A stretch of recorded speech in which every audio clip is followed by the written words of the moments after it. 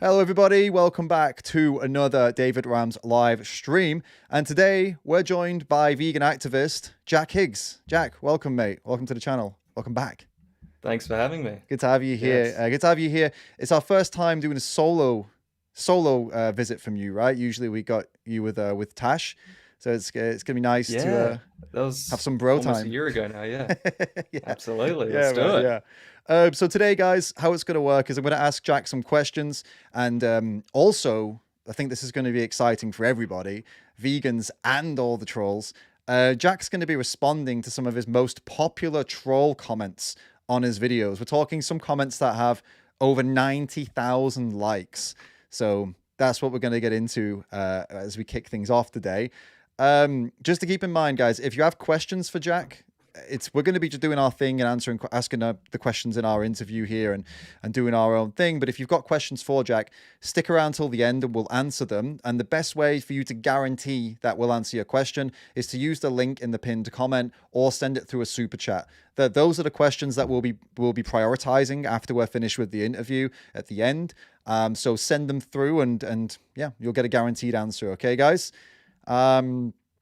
Sweet. Give me some broccolis if everyone's cool with that. I think that's reasonable. What do you think, Jack? Think that's reasonable?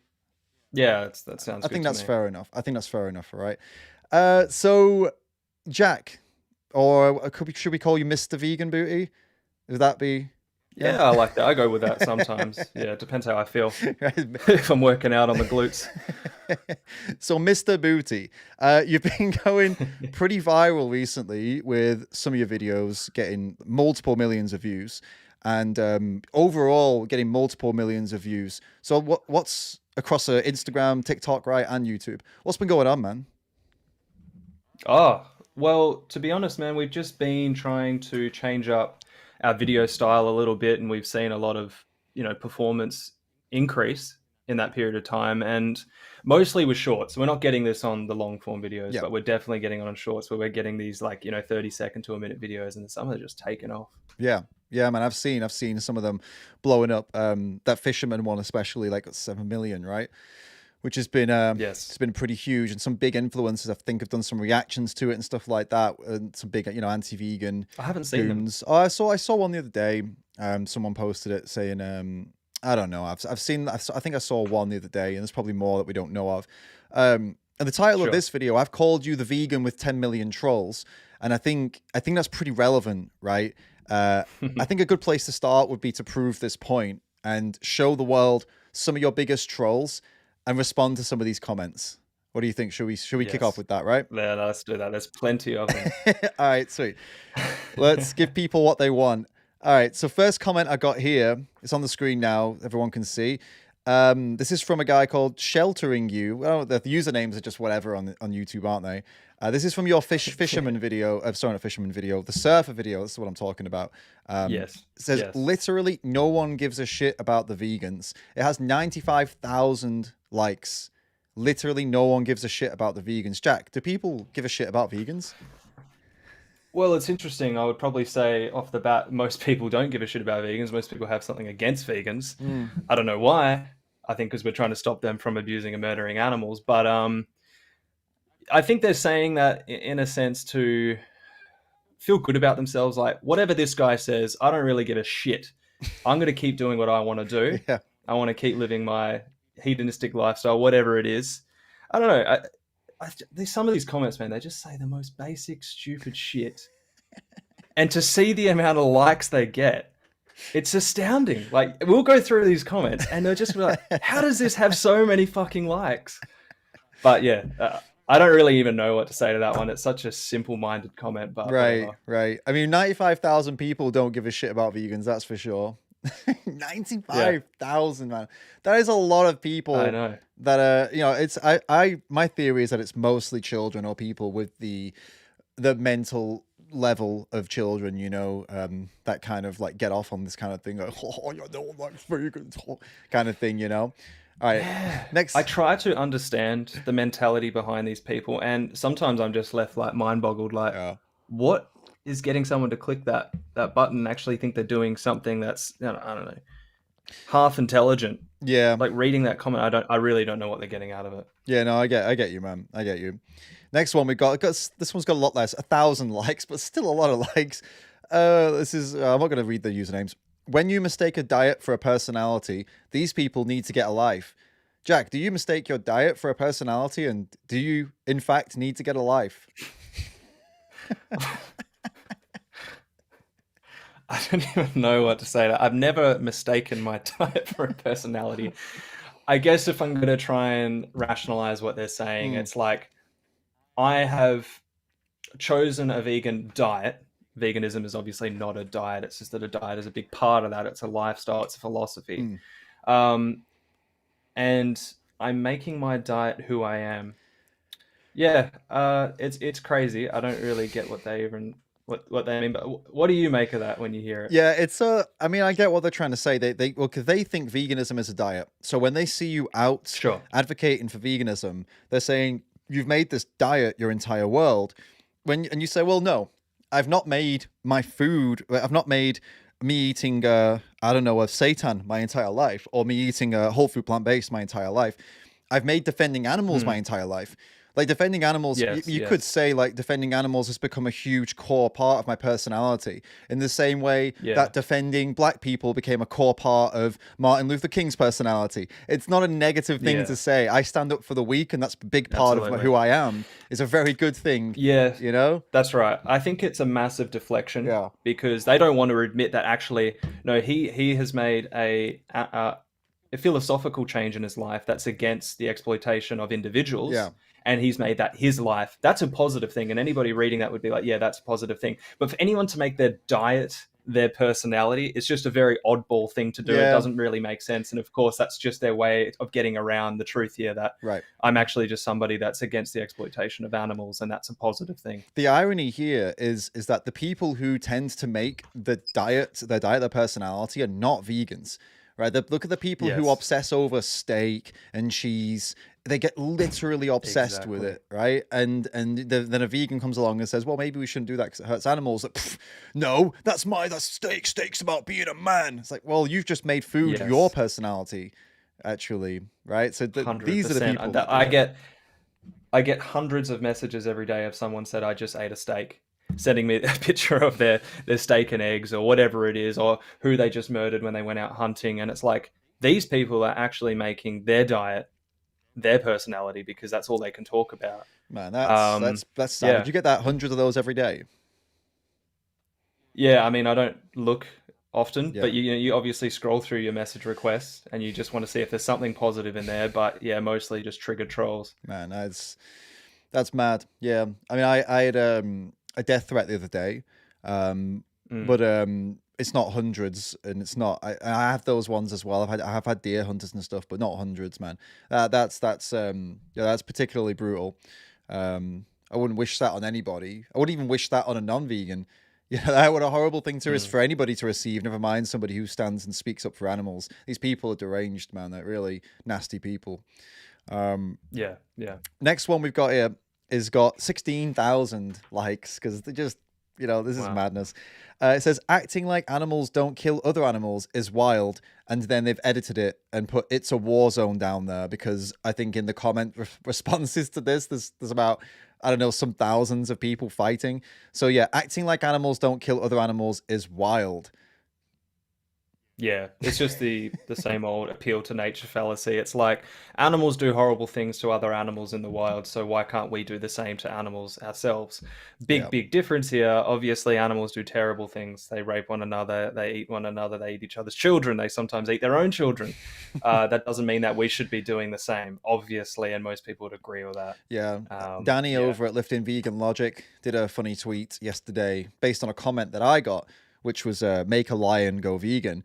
He posted it and said, lions kill people, so why should I not kill people? Because that's actually, I never even thought about that, because we always say, well, lions kill other animals. Well, okay, but that doesn't mean we have to. But also lions do kill people. People get killed by lions every year, so you can, right? It's a very weird thing to... It's so simple, and I feel dumb explaining it, but you also have to remember that there are some people out there who genuinely just haven't even considered that concept, that this is dumb. So you got to kind of It's explain it. probably the biggest argument that we do hear. Like, it's the first thing someone will say. Like, if we're out in the street and we're doing outreach or we're doing a protest, the first thing you'll hear, and probably many times in the same day, is, "Oh, well, animals do it."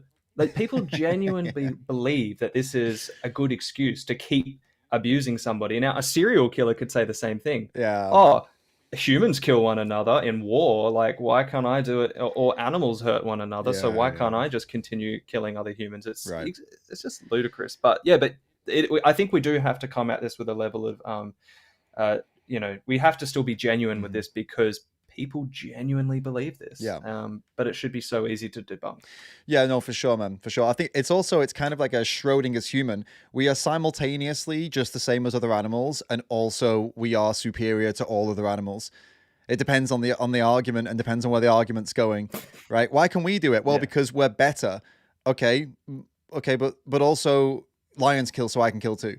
But wait, you just said you were better than? Yeah. Are you better than a lion or the same as a lion? Which is it? Well, it depends on what you're going to say. All right, then, nice one. Yeah, brilliant. Yeah, always chopping and changing. Yeah. All right, next up, 3,300 likes on this one. I hate when vegans try to make you feel bad about eating a burger. Why do you hate it? Why do you hate it, mate? Am I exposing something that you don't want to hear? A reality? A reality that, because most people are against animal abuse and cruelty, they don't want to be responsible for that. You could Right. probably give a number and say, like, 90% of people you speak to and you say, "Are you against animal abuse?" Yeah, 100% I am. So when you tell people that you are responsible for that, like we were, well, actually, sorry, you haven't always been vegan. No, So not yeah, always. we have been, it's just a hard reality, but I think we have to not be ignorant, and that's how we all evolve as humans. No, absolutely. The only person that can make you feel bad is yourself, right? If you had no actual guilt, you wouldn't feel bad. And the reason you feel bad is because you Yes. have guilt, because there is something wrong here. People say you made me feel guilty. I don't think that's even possible. It's not possible to make someone feel guilty. You can play on their existing notions of guilt to make it more established guilt, right? But there has to be guilt in the first place. So yeah, what you Yes. really hate here is that a vegan is making you more empathetic when you'd rather be heartless. That's what you're saying you hate. Yeah. Yeah. Yeah. I would say that guilt should be a tool that we harness within ourselves to question our actions. Why am I feeling guilty about this? This vegan has exposed something and called me a name, called me an animal abuser, an animal murderer. Yep. Why are they doing that? They would prefer to attack the messenger rather than the message and change their That's actions. true. That's it. All right, Yeah. next up. Oh, this one's really small on my screen, but I guess the public can see it. The viewers can see it. I've made it bigger now. That's what she said. 2,900 likes on this one. Sometimes I can't help myself, man. It comes out. That's another one. You got to get We're it out. we're gonna move on. This one's a funny one actually. When your girlfriend has convinced you on her vegan diet, and now you've got to debate people to stay together. There's so much truth in that. I can't argue with it. That's actually a really funny one. Nah. I mean, this is a good troll. Yeah, I think this is the kind of troll that I like. Listen, trolls. If any trolls watching this, this is the kind of troll you should be. Like a funny troll. You don't need to be mean and evil and anti-animal. You can make fun of Jack or me based on like other things, like like this. This is actually witty and funny. You can actually troll in a nice way, Yeah, but yeah, no, I think for people that are going to say this, Tash and I were actually already doing activism before we met, and that's how we met. We met through doing activism. So, yeah, no, but you could say that maybe I'm always going to be an activist because I got to be now. I'm in it. We're in it for the long run. You've got no choice now. Yeah, but there is this. There is a serious side to this. Unfortunately, this is a funny joke, but there are people out there who, whenever they see a vegan guy, they're like, "Oh, this guy's only vegan for ass, right?" Let's be honest. Could be the case. Let's be honest. There are some people out there who get balls deep in animal rights activism to get balls deep in someone else, and that can that can occur. But that can occur with anything. Like it's not exclusive to being a vegan. Job. Yeah, people go carnivore to get with a girl, or go bloody start CrossFit to get with a girl or whatever. I don't think it's common, but we can't deny that it probably is the case in some cases, right? That's right. But yeah, I mean, if that's their introduction to animal rights, then okay, whatever. As long as they actually change and commit to it after that point, then I don't really care, to be honest with you. Of course. Yeah. Yeah, yeah. It's just another reason to start off as a vegan. Yeah, it's another reason vegan that girlfriend. it's another reason that especially women should go on Tinder and do Tinder outreach, because single women, obviously, Yes. no one who's with. Yeah, the Tinder. I've heard Tinder outreach can be pretty effective. Yeah, I actually like that idea. Yeah, I've heard some women that do it. Thirst trapping for the animals, apparently. Very effective, effective outreach method. Exactly. AV method on Tinder. Exactly. All right, next up, 3,600 likes. This one. It's called a food chain. If there was a predator smarter than humans, they wouldn't think twice about farming us. Wow. Yeah, I think, yeah. So this comes back to, again, that whole nature thing. Like, whatever happens in nature, we're allowed to do the same. And I think this is the exact same. There's a food chain in nature, but the reality is we're disconnected from any type of natural food chain there is. We are creating our own food chain. We've created our own animal agricultural system. So it's so far from nature to the point that it's actually destroying nature. No, for sure, man. Yeah. I think you're. So it's yeah. Go on. Oh, go on, mate. I thought you were done. Could keep going. You're good. No, well, I just think that we're so far from nature. We have to be making decisions that we're in a privileged position, actually, to not be part of the food chain that a lot of these people are referring to, and that privilege comes with respecting the rights of others. If we don't have to be abusing them anymore. Absolutely, yeah. We're not out there fighting for survival anymore. Like practically every other animal, every other wild animal on Earth, and we're, like you said, it's a privilege to have that. This idea that if there was a predator smarter than humans, they wouldn't think twice about farming us. I responded to something very similar to this just yesterday, and I said, if I had wheels, I'd be a bike. What's your point? Because it is just like, oh, in this hypothetical world, if there was a predator smart, yeah, well, there isn't. So, like, what are you trying to get at? Yeah, well, no, that's right. And look, if you play that hypothetical, and let's say aliens come to Earth tomorrow and they start farming us. It's a great question to actually ask non-vegan. It's like, what would you want them to do? Would you want them to go vegan if they had the option? If they can fly here in a fucking UFO, I'm sure they have the option to go vegan. It's not that hard, and that's what you would want. You would want that, and most people would agree with that. So why not do the same to these animals? Yeah, absolutely. Yeah, that's a good point. 2,300 likes on this. I've just picked the big ones, by the way, just the ones that have all the attention. This one's bro, why can't vegans exist without harassing anyone who doesn't agree with them? You bet you get this a lot doing your interviews. Oh, mate, my activism style, as well as Tasha's, has come with a lot of this. So in terms of harassing people, so they say we're harassing people, forcing our views down people's throats. They call us pedophiles because we talk to teenagers. So like it's really next level. You know the pedo thing, and I always question people. I was gonna say the pedo thing, by the way, it's not exclusive. I've noticed it's not even exclusive to vegans. There's a guy you probably saw that I didn't. Well, you were there. Sorry, when I'm talking about, you were there with Charlie Veach. Remember, in Manchester, you know, the really tall guy who came over and chat with stuff. After that, I started watching some of his videos, and his girlfriend is like 23, 24 maybe, something like that. She's got tattoos and stuff, so she's clearly like not a child. But because he's older than her, and because obviously he's quite big and she's quite small, when he's got into conflict with people in the street, they're like, you're a pedo. So it's not even exclusive to us. It's just basically if someone disagrees with you and they're looking for something to go after you about, if they spot any kind of like, oh, you're talking to someone young, they just go pedo.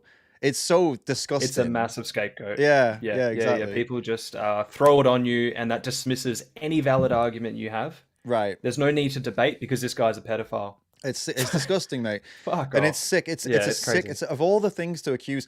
I mean, God, what we get accused of racism, we get accused of sexism, we get accused of anti-Semitism for using you've got a T-shirt right now, which people can't see. Let me just expose it. End this Holocaust, and then below you got another thing, right? Is it at the bottom? Watch Dominion. WatchDominion.org, right? So you know, people will call you anti-Semitic for that, but honestly, the worst one of all of them is, in my opinion, the pedo one, because that's the most heinous, it's horrible, most heinous accusation that someone can come up with. But you're not harassing people. Obviously, that's not what. How would you define what you do? People perceive it like that. Yeah. How would I define what I do? I think I'm, as activists, we're just truth speakers, and sometimes the truth hurts Mm, for people that want to be ignorant, and they go to the point of saying we're harassing them. right. How would you define harassing? Like, how would you actually define that? What would that look like as Harassment. an activist? Yeah.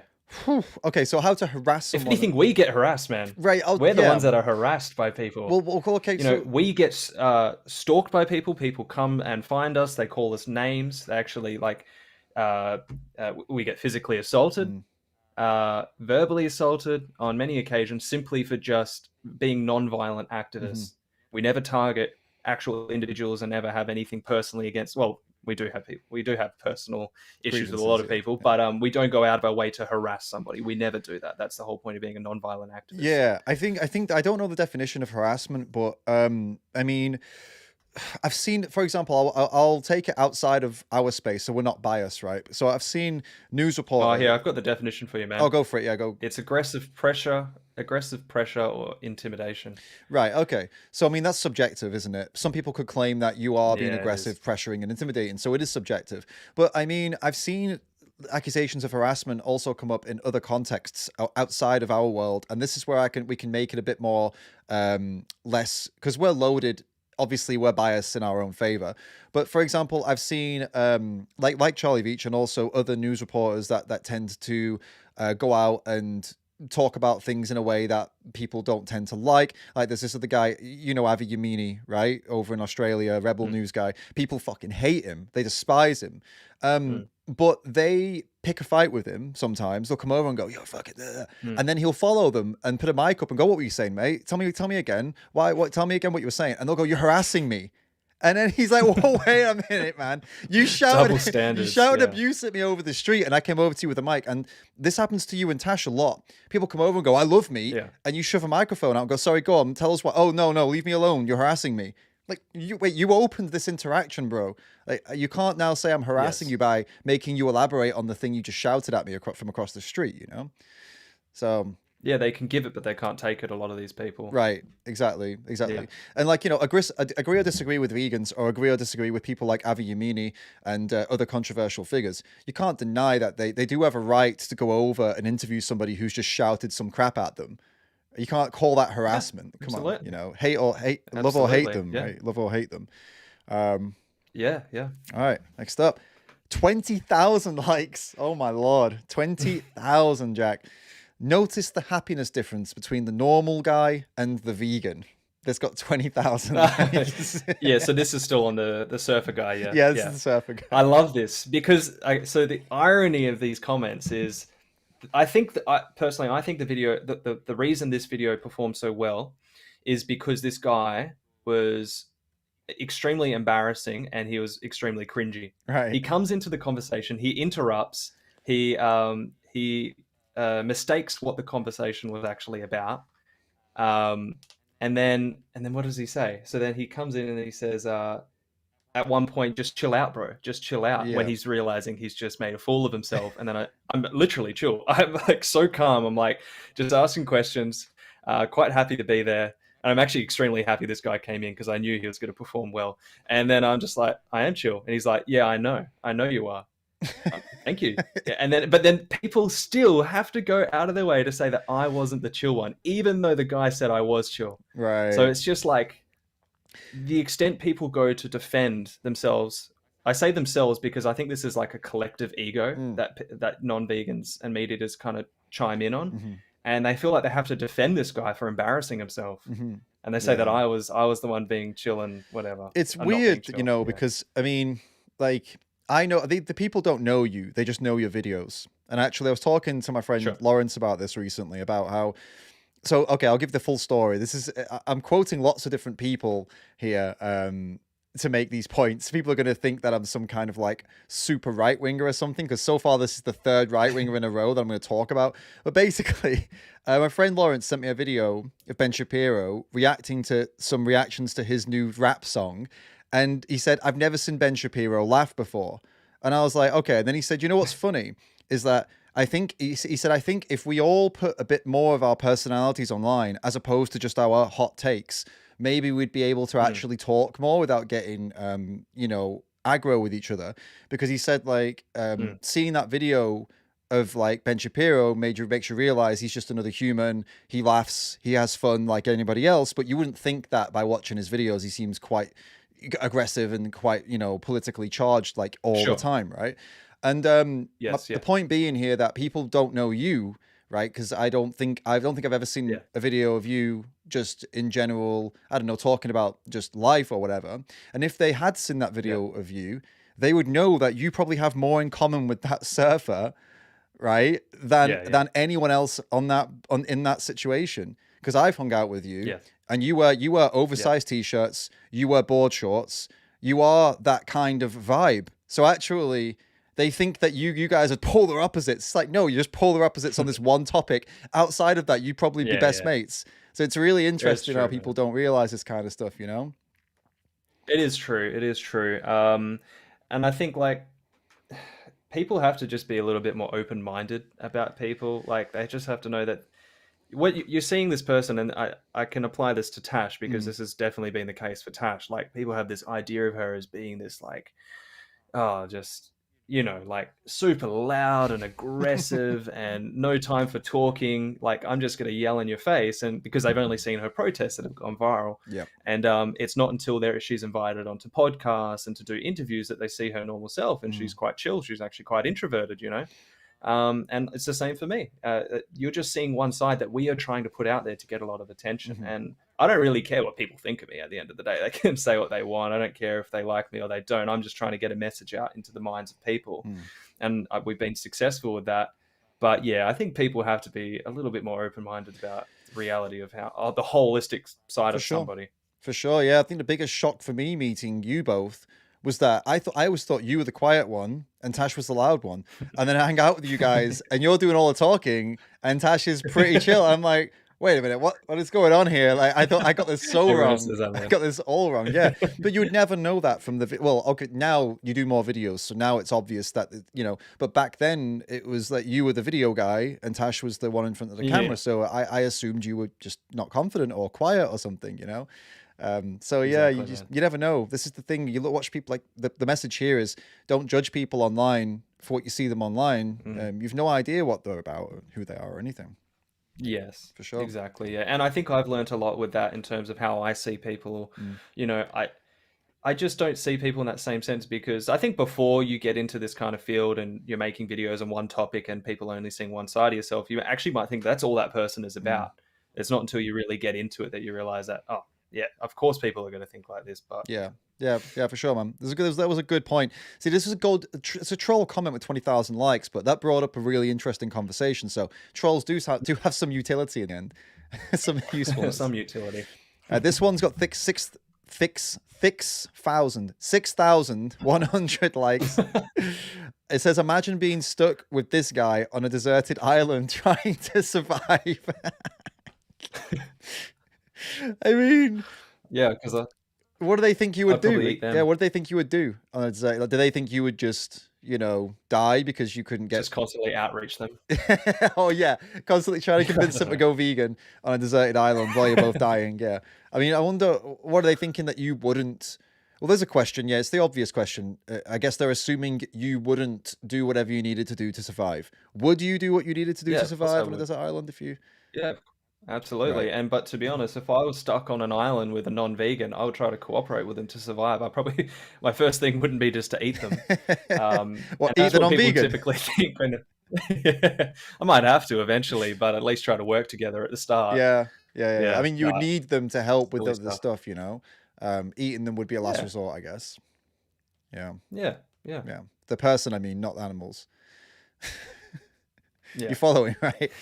Cool. Yeah. Weird one. I know, I get you. Weird one that has 6,000 likes, though. I mean, It blows my mind. I'm like, I can't even understand. I know it's so simple. It's just meant to be a simple, light-hearted joke, and maybe yeah. that's why people click on it, because it's so easy to understand and just kind of get on board with. Right. Yeah. It is silly. It's less of a, it doesn't have really malice to it. All right. Next up, Yeah, 1,500 likes. This one. No way the vegan posted this thinking people weren't going to side with this dude. That yeah, means the surfer again. For those who haven't seen it, this was like yeah, like a mini debate with the surfer. They thought, Yeah, I think with this one, out of all of them, I always think people are going to side with the non-vegans. yeah, That's actually why I post them, because obviously. I want people to click on it, because I want them to, at first, they're probably going to side with them. Seemingly, anyway. We don't know what so I think that video in particular has over 11 million views now. Wow. And I don't know how many people have commented, but you could say like maybe a few 100,000 people have commented. What about all the millions of people that didn't comment? Right. What are they thinking? Mm. The only people that are commenting are the ones that have something negative to say often, right? Right. It's not really something ever positive. That's true. Who knows what those millions of people thought? Because the reason I post these videos and the way I structure them is I get an animal rights message in there, and then the non-vegan, the troll, gets something they want in there too. And that's normally the reason people watch and click and share it. But that first animal rights message, it doesn't just float away. It has to go in their brain somewhere, and it's some little seed that these millions of people are now going to be stuck with, and they might not think anything of it, but it's now in their minds. They've been exposed to the animal rights message. Yeah. So that's my goal, and I'm successful with it. So yeah. Yeah, no, it makes sense, man. I think it makes sense. And yeah, the idea that they think that we think that people are going to be on our side. No, we're very self-aware. We completely understand that 9 out of 10 videos we post are going to have the majority of the public on the side of the person we're arguing with. I mean, we're not under any illusion it'll be anything else, any other way. Yeah. All right. Yeah. This one's got 2,600 likes on it. Vegans don't realize how much life farmers must end in order to protect their precious vegetables and fruits. So this is just basically the what's his name on Joe? The guy went on Joe Rogan. Yeah, the crop deaths from Ted Nugent. Man, those videos went so viral. It gave millions of anti-vegans this new, you have to kill every that whole thing. They just copy and paste it these over ones, and over. It is, I think of all arguments, this is the most infuriating to hear. First of all, because of how viral they go. Yeah. People, they believe it. So first of all, it's just the stats that they give, which actually often they don't give any stats. It's just kind of like just complete utter bullshit they're just making up on the spot. So it's complete misinformation, but they say the argument with such conviction that any non-vegan listening to that would just believe them on the spot. I mean, it seems that way anyway. And but it's such a destructive argument for people to believe, such a piece of misinformation to believe, because in the minds of non-vegans, what they're telling them is actually, if you go vegan, you're going to kill more animals. And if someone believes that, well, it's like, oh, yeah, veganism, that's just stupid. That's like just instantly out the window. The other issue with this one is, first of all, it is simple to just debunk it. Like, you can do it quite simply. And it's just like, well, look, the stats show that actually by going vegan, even if you account for crop deaths, you're going to be responsible for the deaths of dramatically less animals. Like, we're not denying that veganism is perfect and no animals die. That's not the reality. Animals do die, but it's just so dramatically less, and it's not it's just nowhere near the scale that we're doing it to animals, and the way that we're doing it with non-human animals in animal agriculture. We're breeding them into existence, we're enslaving them, we're kidnapping their children, we're killing their children, we're commodifying them, and then we send them to a slaughterhouse in a fraction of natural life. It's very different to whether it's an intentional or a non-intentional death on a farm. I just think the biggest issue with this is you have to explain all this to somebody, and they're going to lose interest, and they're not going to believe you. No, you're totally right. I mean, the way I've did a pretty brief explanation to it when I was on that podcast with the Lotus Eaters, where I kind of said, look, here's plant-based, right? And here is the amount of, let's imagine it's like here, the amount of deaths that come along with producing crops for like a plant-based diet, right? And now here's the same amount of plant-based crop production for animals, the death that includes there's more crops grown for animals, right? So it's here. And then now we have to kill all those animals too. So you see this, once we have produced the crops and it's done, that's the end of the story. We eat them, right? But here you've got the production of the crops, and then you've got all the animals you kill after that. So it's so much more. Yeah, no, that's really good. I think that's a really good graphical way to show it. And to extend on that, so you've got animal agriculture up here, and you've got plant agriculture here, and this is the amount of deaths. As we go into the future and we evolve towards veganic farming, we can bring this one down close to zero. This one is always going to stay here because you have to murder an animal, Yeah, regardless. You 100%. can't have it without. Yeah. This one can come down. Yeah, and the idea that we would get more organic farming first before we end animal agriculture is a ridiculous concept. That anyone who think, oh, On a what, mass scale, right? anyway. Why Yeah. don't vegans focus on the crop deaths? Well, because we can't even get people to stop breeding and stabbing animals, right, for a business. How do you think we get them to stop? Yeah.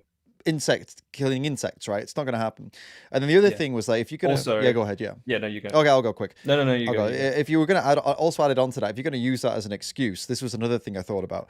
It's like what you said earlier, and I had a similar thought actually. We're on the same boat a little with this. It's kind of like the army goes out and kills to defend the country, and they kill people, and for better or for worse, you can disagree or agree with it, right? We can improve those systems in the future and try not to kill civilians, for example. And yes, there's a lot of improvement to be done there, but that fact doesn't justify you going out and murdering people, right? Just because the army does it for a necessary reason to defend your border and defend your country doesn't mean you get to go and just stab people unnecessarily. Right? In self-defense, Absolutely. sure. In self-defense, do what you need to do. I mean, obviously, avoid killing if you Yeah. can, but if you absolutely had to kill someone in self-defense, you have to do it. But, Yes. serial killers aren't justified because the army goes out and kills. This is what you're saying when you're like, Yes. well, crop farmers, they end up killing animals, so I get to go and pay someone to stab an animal. Like, no, that's, you see how it tracks? It doesn't make bloody sense at all. Yes. Between the Yeah. comparison tracks, I mean, yeah. And I was going to say also with this one, when we're talking about even on like plant-based farms where you have farmers killing animals to protect the crops, these farmers, they aren't vegan. Are they going to consider the vegan alternatives to how they're going to protect their crops? Or are they just going to just choose the easiest one and the most efficient one, which is probably just shooting them in the head? Mm-hmm. No, they don't care. They don't care about the rights of animals. So for them to even consider an alternative that would be more friendly towards them, and I'm not saying that in every case you can just not kill them. I'm not denying there are cases where maybe there is an alternative, but I really think in the future we can evolve towards a vegan world where farmers themselves are vegans and they're going to consider the more ethical alternative when they're defending and protecting the crops. For sure, because in the same way, so people freak out when you say stuff like that, like, oh, in the future they'll, people, all the vegans, they want us all to be vegan and they're going to try and make it illegal and blah, blah, blah, blah, blah, blah. And it sounds scary. And I understand that it sounds scary because it's the same fear that a slave owner would have had when they heard that there was an anti-slavery movement. Everyone go, oh my God, they're going to try and force us. And then 100 years later, actually everyone agrees. So it's not scary once the public opinion has changed. It's scary when we're in a certain way. So I understand any meat eater now going, I would be really annoyed about that. But you're going to be dead when there's attitude changes. There's going to be generations and generations from now, and eventually a generation will come that'll say, well, in the same way that they'll feel the same way about most animals that you feel about dogs now. They'll want all animals to be protected. They won't want any animal to be slaughtered. And that seems like a fairy tale, but I mean, dogs were in that position, there was a time where people didn't care about dogs and now they do. So it's just that you living in this world in 2024, there are many things that are going to be going on in 50, 60, 70, 80 years from now that you would never have imagined. You can't conceptualize it because you're in 2024. Yes. You can't predict the future and how you'll feel in the future, But it will be like that in the future, I think. I think there would be a world where... Oh, I completely agree. I think that makes sense. I think there'll just be a point where generations in the future, people just recognize that these farm animals deserve the exact same rights that we're giving to these dogs. There's no moral difference there. It's really as simple as that. When that point is, I don't know. I really hope it's soon, but I see it happening. Yeah, for sure. Yeah. Okay, next up, this one's almost 2,000. It's okay to be vegan to live healthy. It's not okay to be vegan just to act morally superior to others. It's a good classic, that one, isn't it? Yes. It's okay to keep it to yourself and not tell anyone else about it. Yeah. Do whatever you want, but I'm going to keep doing what I want. I'm going to keep murdering animals. If you want to not murder animals, that's fine, but I'm going to keep doing it. Just don't tell me about it. That's what I'm hearing here. Pretty much, man. Yeah. It's the same old thing of I just want to be ignorance is bliss. Yeah. Don't tell me. I don't want to know about it. Keep it to yourself. Do it for your own reasons. Do it for your own health. Um, yeah, ignorance is bliss for these people, and that's more of a reason that we need to let these people know. Don't let them close their ears. Don't let them shut off and put their head in the sand. We need to tell them Yeah. because it is a moral urgency. Totally, man. Agreed. Nothing more to add to that myself. This one's got 1,700. Their flaw is thinking that humans are not a part of the animal kingdom. I think we already covered that though earlier on when we were talking about how, of course, we are a part of the Yes. animal kingdom. We're not bound to it by a strict circle of life. Like we can step outside of this quote circle of life and do something different. You know, we're not limited by it. So, yeah. Yes. Yeah, we touched on that. That's good. This is an annoying one, but I'll do it anyway. 1,600 likes. If we weren't supposed to eat animals, why are they made of food? I laugh because it's just so silly, and it's kind of horrible to hear that actually. Yeah. We're made of food. Like it's so simple. We're animals. We're made of food. So why can't I eat you, David? It's a simple one because I don't have to. I don't have to eat you. Yeah, it's a very common one, and you know, to other carnivorous animals, not that we are carnivorous, but to carnivorous animals, we are food, as you said. Not all of them. Yeah. You know, for example, I know sharks are not into humans; they just bite and let go. They don't tend to eat us, right? Yeah, yeah. But to most land animals, we are absolutely food. So. Yeah, and Samuel in the comments is saying that's what a cannibal would say. It is a very Jeffrey Dahmer style comment, isn't it? I mean, that's literally this could be Jeffrey Dahmer if we weren't supposed to eat people. People get outraged. I think it was my conversation with these teenagers in the city, and I called one of them, "You're no different to Jeffrey Dahmer" or something like that. Right. And people got outraged. But again, it's like, why are you getting outraged? Your mentality and your way of thinking, your logic is literally no different to Jeffrey Dahmer's. He's just being maybe consistent with both non-humans and humans. Right. And you're outraged by that, but really, there's no difference on a fundamental moral level. You know, even if you don't have to be doing that. I made my video about Dahmer, or I kind of sarcastically, like satirically made this point, but there is something to it that in some cases he treated his victims better than we treat animals, which is obviously does not justify in any way what he did. Obviously, he was a despicable, disgusting person, but that's horrible that he actually treated them better. And also a little digression. I have a video hopefully coming out tomorrow where I've reviewed this article. It is in Perth now, of a local butcher not too far from me actually, who purchased goats from a petting farm.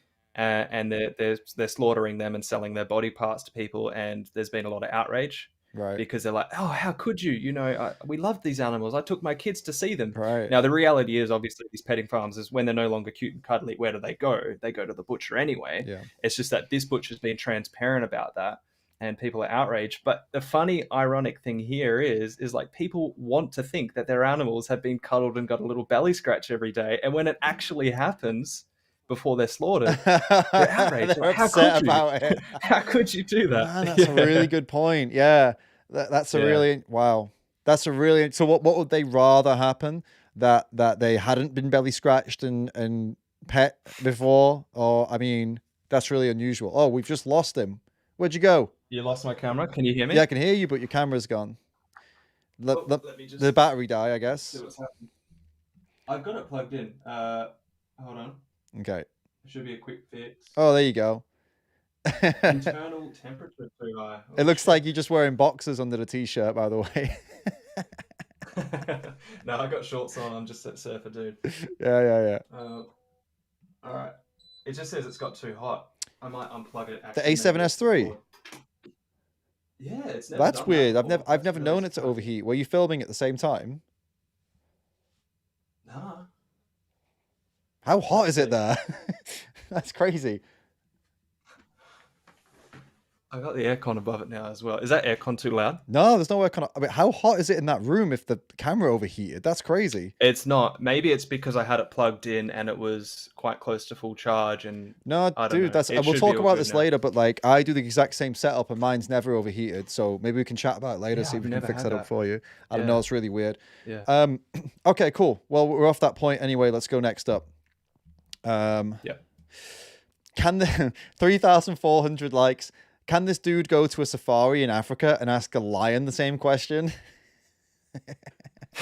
Sure, I'll give it a go. I don't think it's going to do much. Do you speak? No, you don't speak lion? Come on, bro. Like a baby fucking lion cub. No, I just think, yeah, again, I can't believe someone's asking. I don't think these people actually are taking themselves seriously when they ask it, but they ask it with some level of seriousness. The main thing I always tell people on the street when they say this is like a lion doesn't have access to a grocery store, but you do. You know, it's really that so simple. silly. You know, yeah. you'd assume that these were jokes, but I mean, we have to assume they're not jokes because we hear these things said so often in a serious way that even if it is a joke on a troll joke on a YouTube comment, like people have said this to me. Like people have said this to me in real life. Well, what, you're going to go and tell lions to be vegan? I've had someone face to face multiple times say that, and they're not joking. They're dead serious. So you've got to, I don't know, you can laugh at it, but I mean, people actually think this is a good point. I know. I get people say it and they do. They say it with like completely serious when they do. I'm like, but you just have to approach it with the same level of seriousness. You can laugh at them, to be honest, because why not? I mean, it's a funny thing, and maybe they should have someone laugh at them when they say something so stupid. Yeah, probably. It is ludicrous.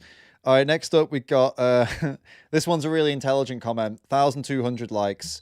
Know how to tell someone is vegan? Don't worry, they'll tell you. Never heard that one. And we will. Have you ever heard that one before? No, I've never heard it before, but it's a good one.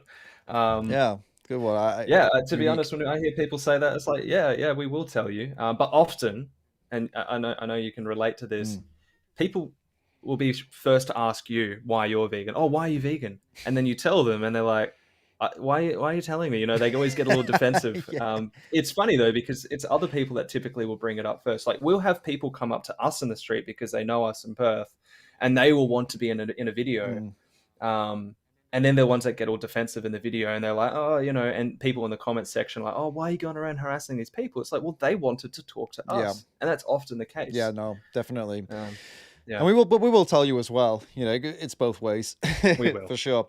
And by the way, guys, I see we have one question, which we'll get to later on. Thank you for Wislanik, who sent that through Super Chat. Remember, guys, use the link in the pinned comment or Super Chat to send through questions that you really want us to answer. And we will answer them after the main stream. We'll answer them at the end. And also at that point, you can also ask more questions, and we'll try and get to them in the live chat, but we'll prioritize the ones that come through the link in the pinned comment and the Super Chat. Cheers, guys. All right, we'll go through a few more. Are you enjoying this? By the way, yeah, man, it's good. All right, good. Imagine if you're just hating it. He's like, I can't believe he's making me do this. It's like the worst idea for a live stream ever. I didn't expect it to go on for this long, but I actually think it's pretty fun because we're kind of getting through all the topics I'd like to talk to you about, but it's a nice way of doing it, you know? So that's cool. Absolutely. All right, this is a long one. 3,000 likes though. Plants are quite literally alive. It's agreed upon that they are alive. No matter what you consume, you will be consuming something that is alive in order to fuel yourself. They certainly are alive. No one is denying that. There's just a big difference between being alive and also being alive and being also sentient. Plants, by definition, are not sentient. They do not have a central nervous system. I feel like a broken record when I'm saying this, but they don't feel pain, therefore they don't suffer, as far as we know. And animals definitely do suffer. I mean, to the very people that ask me this question, we'll put it back on them, and it's like, you know, you say, here's a carrot, here's a dog. Which one would you be comfortable chopping the head off? Chopping the head off, literally, the carrot's head off and the dog's head off. Most people say, well. The same person will probably say, oh, yeah, but I see it as the same thing. It's like, oh, shut up. It's just, yeah, it's crazy. I Yeah. don't think most people think like this, No. but this comes up so much. No, for sure. It is for sure really annoying that this comes up so often.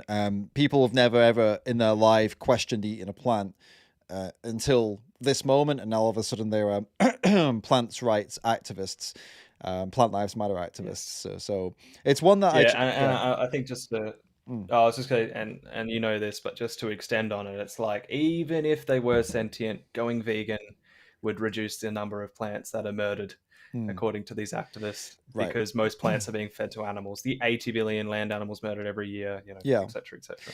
Yeah. When people say, excuse me, when people say it now, I tend to say something like, "You don't believe that. Let's move on." It's like, but plants, yeah, That's actually so good. I'm you going know, to do that, try man. it out because it kind of throws them a little bit, and then if they double down on it, you can say, Are you, "Wait, so you do believe this for real?" And like, no, I'm not too. Yeah, Yeah. it kind of just throws things out because they don't believe it.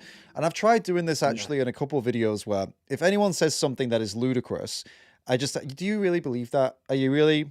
You want to go down that road, like for sure? Because I mean, you're on camera. You know you're on A camera. waste of time, man. right? Yeah. You're going to embarrass yourself here. Yeah, it's almost, I feel like telling them like we can do it because it's golden content for me, but I mean you're gonna look really dumb. So do you want to stick to a real conversation or do you want Yeah. to start going off down this road? Because it's such a silly thing to say, you know? Yeah, no, I like that. I like that. Yeah, kind of like meta, isn't it? You know, it's a conversation about the conversation. Give them a chance to Yeah. not do this. Plus, you're taking control of the conversation there because people like to direct it, and this is really important for people that are doing outreach or learning to do outreach. Yeah, Don't let people take you down rabbit holes that you don't want to go down. yeah, for sure. You have to stay in control and stay on topic because people do this on purpose. People become rights activists because they don't want to talk about the real issue, and that's the animal rights issue. Of course, yeah. Um, Yeah, they'll do anything to avoid taking responsibility for the things that they're paying for that they've just learned about. They'll do anything, talk about absolutely anything else. I've had people try to talk to me about geopolitical issues and topics. Like I've had people try and bring up so many different things, and I'm like, I mean, why do you think I know about that stuff? Right? I'm just literally here to talk about animals, and they assume. Like, I don't know. It's weird sometimes. The things that they want to get into, it's almost like they want to pull you over to something they know a lot about because they feel inadequate. So they want you to feel inadequate. Yes. And it's like, my job here is not to make you feel inadequate. I said this to a guy in an interview recently. I said, I am not your opposition. People will watch this video and think that it's me versus you. I don't see it as that. I don't ever see it as me versus you. I see it as I'm on your side. You're the one that's being fooled and tricked by massive corporations with billions of dollars that they put into marketing to make you buy things that I know you are opposed to. I'm on your side trying to get you to stand with me against the ones who have all the power and all the money who convince you to pay for baby animals to be stabbed in the throat, right?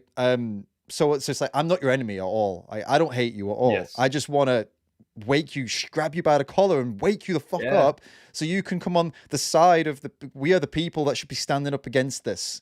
That's what I want from people, you know? No, I completely agree. I think it's a really powerful thing to be doing in a conversation is to let people know that and make them feel as if I'm actually relating to you. I was in the exact same position as you were.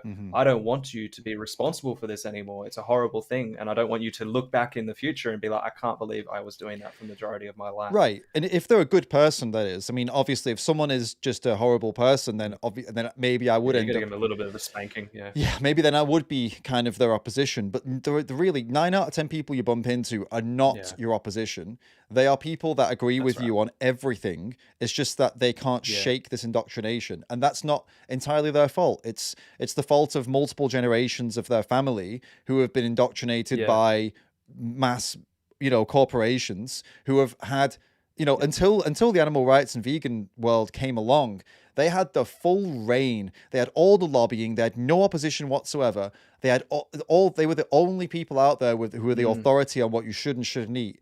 And then with the growth of the animal rights and vegan world, us start to step up against them. And that's why you see ag-gag laws. That's why you see activists get thrown in jail for speaking up. That's why you see all these trolls, because they've had the power for so long. It's going to take a little bit longer for people to Oh yeah. realize that they've been swindled, generations of swindling, Yes.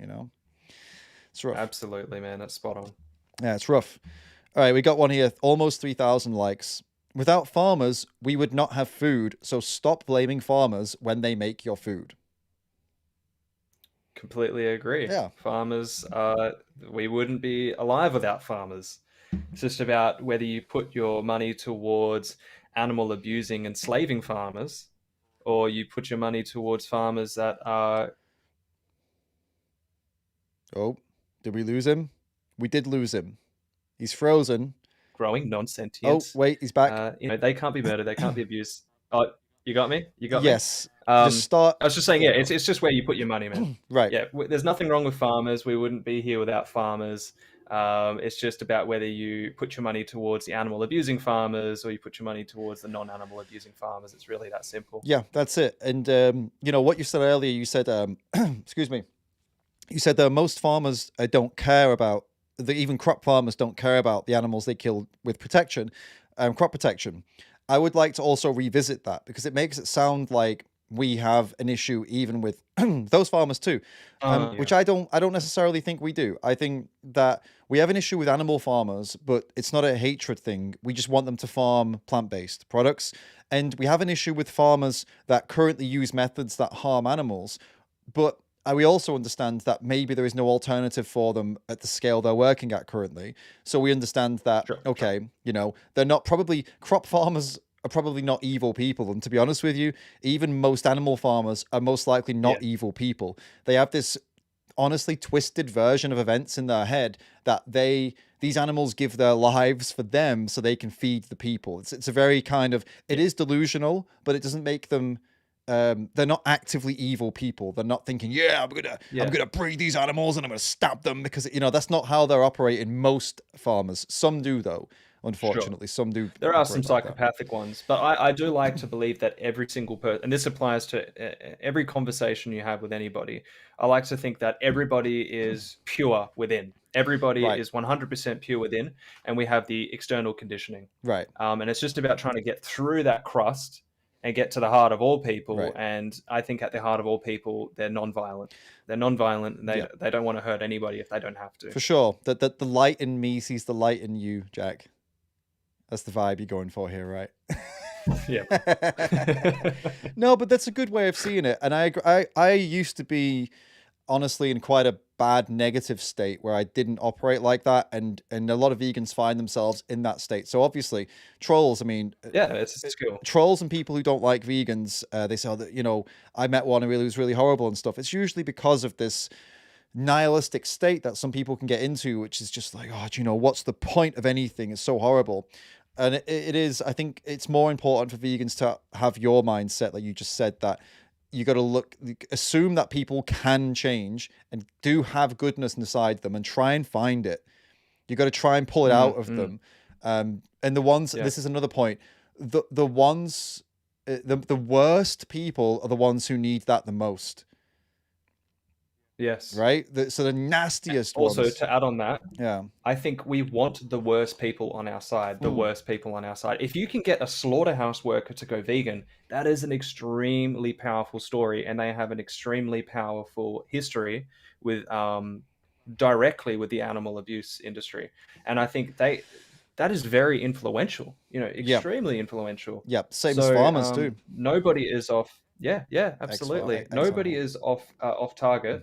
And I think everybody is accessible, but I just think some are at times unreachable. And I was just going to add, I sometimes get a lot of shit for the few occasions where I've called some people psychopaths. Right. And it's always taken out of context. But there's been the occasion where I had these group of teenagers that were being absolutely horrible. Actually, two groups of teenagers. And I'm trying my hardest with them. Like, I'm really trying to connect with them. I'm trying to be open with them. I'm trying to allow them to connect their non-violent side to their actions. And what tends to happen is they just egg each other on. Vegan eggs, and they take it. They have They make an absolute mockery out of animal abuse. Even when you show them the footage, they just laugh at it. They have horrible things to say. And then what I say is the truth. Right. You're being a psychopath You're right acting now. like a By psychopath. definition, you are being a psychopath. You're acting like one. Mm-hmm. I'll just say you're being a psychopath because Yeah, I want yeah, them to feel the brute force of that. sure. Because if you're going to be completely insensitive to the biggest atrocities happening right now, Mm-hmm. they have to face that reality. But people don't like it when I call them that. It's like, how could you call those teenagers and kids psychopaths? Well, it's just like, I got to tell them that they're being absolute little shits, you know. Yeah. Like, Well, this is it. And the thing is, I had someone say in my comments the other day that I bullied a kid. And I said, well, I didn't call him any names or anything, but I insinuated that he was being bad. And the thing is, it's like, he was like 15, and I know some of the guys you're talking to were like 15 or whatever. But, you know, just because someone calls them a name in one video, that doesn't mean it needs to define them. They can change. You know, it's not like they were acting like that in that moment, but that's not, tomorrow they can be a new person. They're not, it's not like your insult is gonna, that's it now, they are that forever. That's not how it works. So yeah, I think sometimes calling someone a psychopath, or if they're acting psychopathic, it is what it is. And, you yes. know, it is what it is, and it has to be said sometimes. Yeah, it has to be said sometimes. And what I tell these trolls that come in and try to give me shit for calling somebody a psychopath, I just say, don't be so sensitive. Yeah, You're more sensitive than these kids themselves. They took it sure. on the chin. Yeah, You for know, sure. you're the ones that are much more sensitive than them. I saw a comment earlier from Yordi, well, that I'll respond to now. When we were talking about how we were being quite charitable towards farmers, he made the comment that we wouldn't be charitable. We're not charitable towards, say, domestic abusers, and these farmers are doing to animals, you know, worse than a domestic abuse person would do.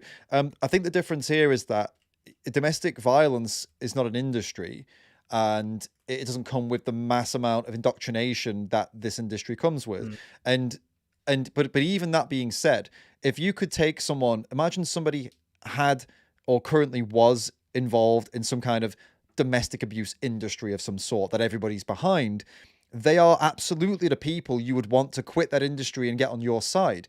Even though domestic violence is not an industry, let me tell you, the best advocates to help solve domestic violence would be people who have previously done it, who have now reformed, because they know what made them do it. They understand what happened, and now they can help teach other people how to avoid it.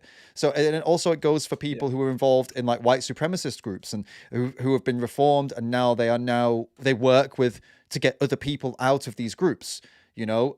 So I'm not saying farmers are like those people, but I'm saying in the same way, they can come out of an industry that does this to animals and have the mindset of what got them into the industry, and then they can help others get out of it too, because they understand what was working for them and what made them do it. And the only way we're going to get them to come on our side and help us is if we don't treat them like they are evil criminals. We have to actually, you have to actually try to get them and talk to them and sit with them, and it takes a lot of work, and they're going to be horrible sometimes. But if you do enough of that, you're going to have some people leave the industry, and they'll trust you because you've been kind and you've been honest and you've been direct, and you've not let the animals down. Don't get me wrong, but you've not also just sat there and insulted them for 20 minutes. You know what I mean? So it's like these people that go in, you know, black people, some like influential black people over in the States. They go and have meetings with KKK members and stuff, and they don't just sit there and abuse them. They try to understand and talk and have contact, and then they do that over a certain period of months, and then the next thing they've left the KKK, and now they want to know how they can help other people leave. You know. Again, someone's going to twist this as me saying farmers are like the KKK. I'm not saying that, obviously. I'm just saying the same tactics can be used. You got to try and see the good in just people. Much worse. You got to try and see the good in people. That's what I'm trying to say, basically. No, of course. Yeah. I like that. Despite us being fundamentally against every single thing they stand for, you know. And it's difficult. And it's much easier to just be like, fuck them, you know, evil, they're all evil. That's much easier to be like that, right? I think we all have a right to get angry. It's just about where we direct that anger, right, and how we choose to manifest that in the way we talk to people. I think we can use anger as fuel, but we can fuel it in a very productive way. one that is able to bring about change more effectively. Right. And we don't have all the answers for the most effective activism. We're all learning, and we Yeah. all have our styles. Yep. But I think if there's one thing that's true to all forms of activism, you can't be fueled purely by your emotions. No. It has to be emotions and intellect. You have to bring both together, and that's what's going to create very powerful activism. For sure, man. For sure. And sometimes we're going to fail at it. I mean, I'm saying all this stuff now about being loving and not loving necessarily, but being kind or whatever. But I mean, I'm not always. Like, I sometimes, lose my temper and say, we all do, and it's going to happen. Even people like do you know who Tobias Lanehart is? I'm not sure. So he's he's an advocate for, I guess what he calls like pragmatic veganism. So he's not abolitionist, and he's all about trying to just be very kind and reach people like in a more pragmatic way and stuff like that. But even him, the guy who wrote a book on being pragmatic, he flipped out the other day. He flipped out on some hunters. And screamed at them. And this is a guy who literally writes books about being calm and reasonable and communication. So the point is like, I'm not ripping on him. I'm saying we're all human and we care a lot about this, and we're going to make mistakes and sometimes lose our crap and go wild. But it's not necessarily the best way to be. No, I wouldn't say it's the best thing to do all the time, but I'm not going to say we shouldn't do it from time to time. No, I think it's only human. I think it's human to express your emotions, and ideally, we would always be as pragmatic as possible.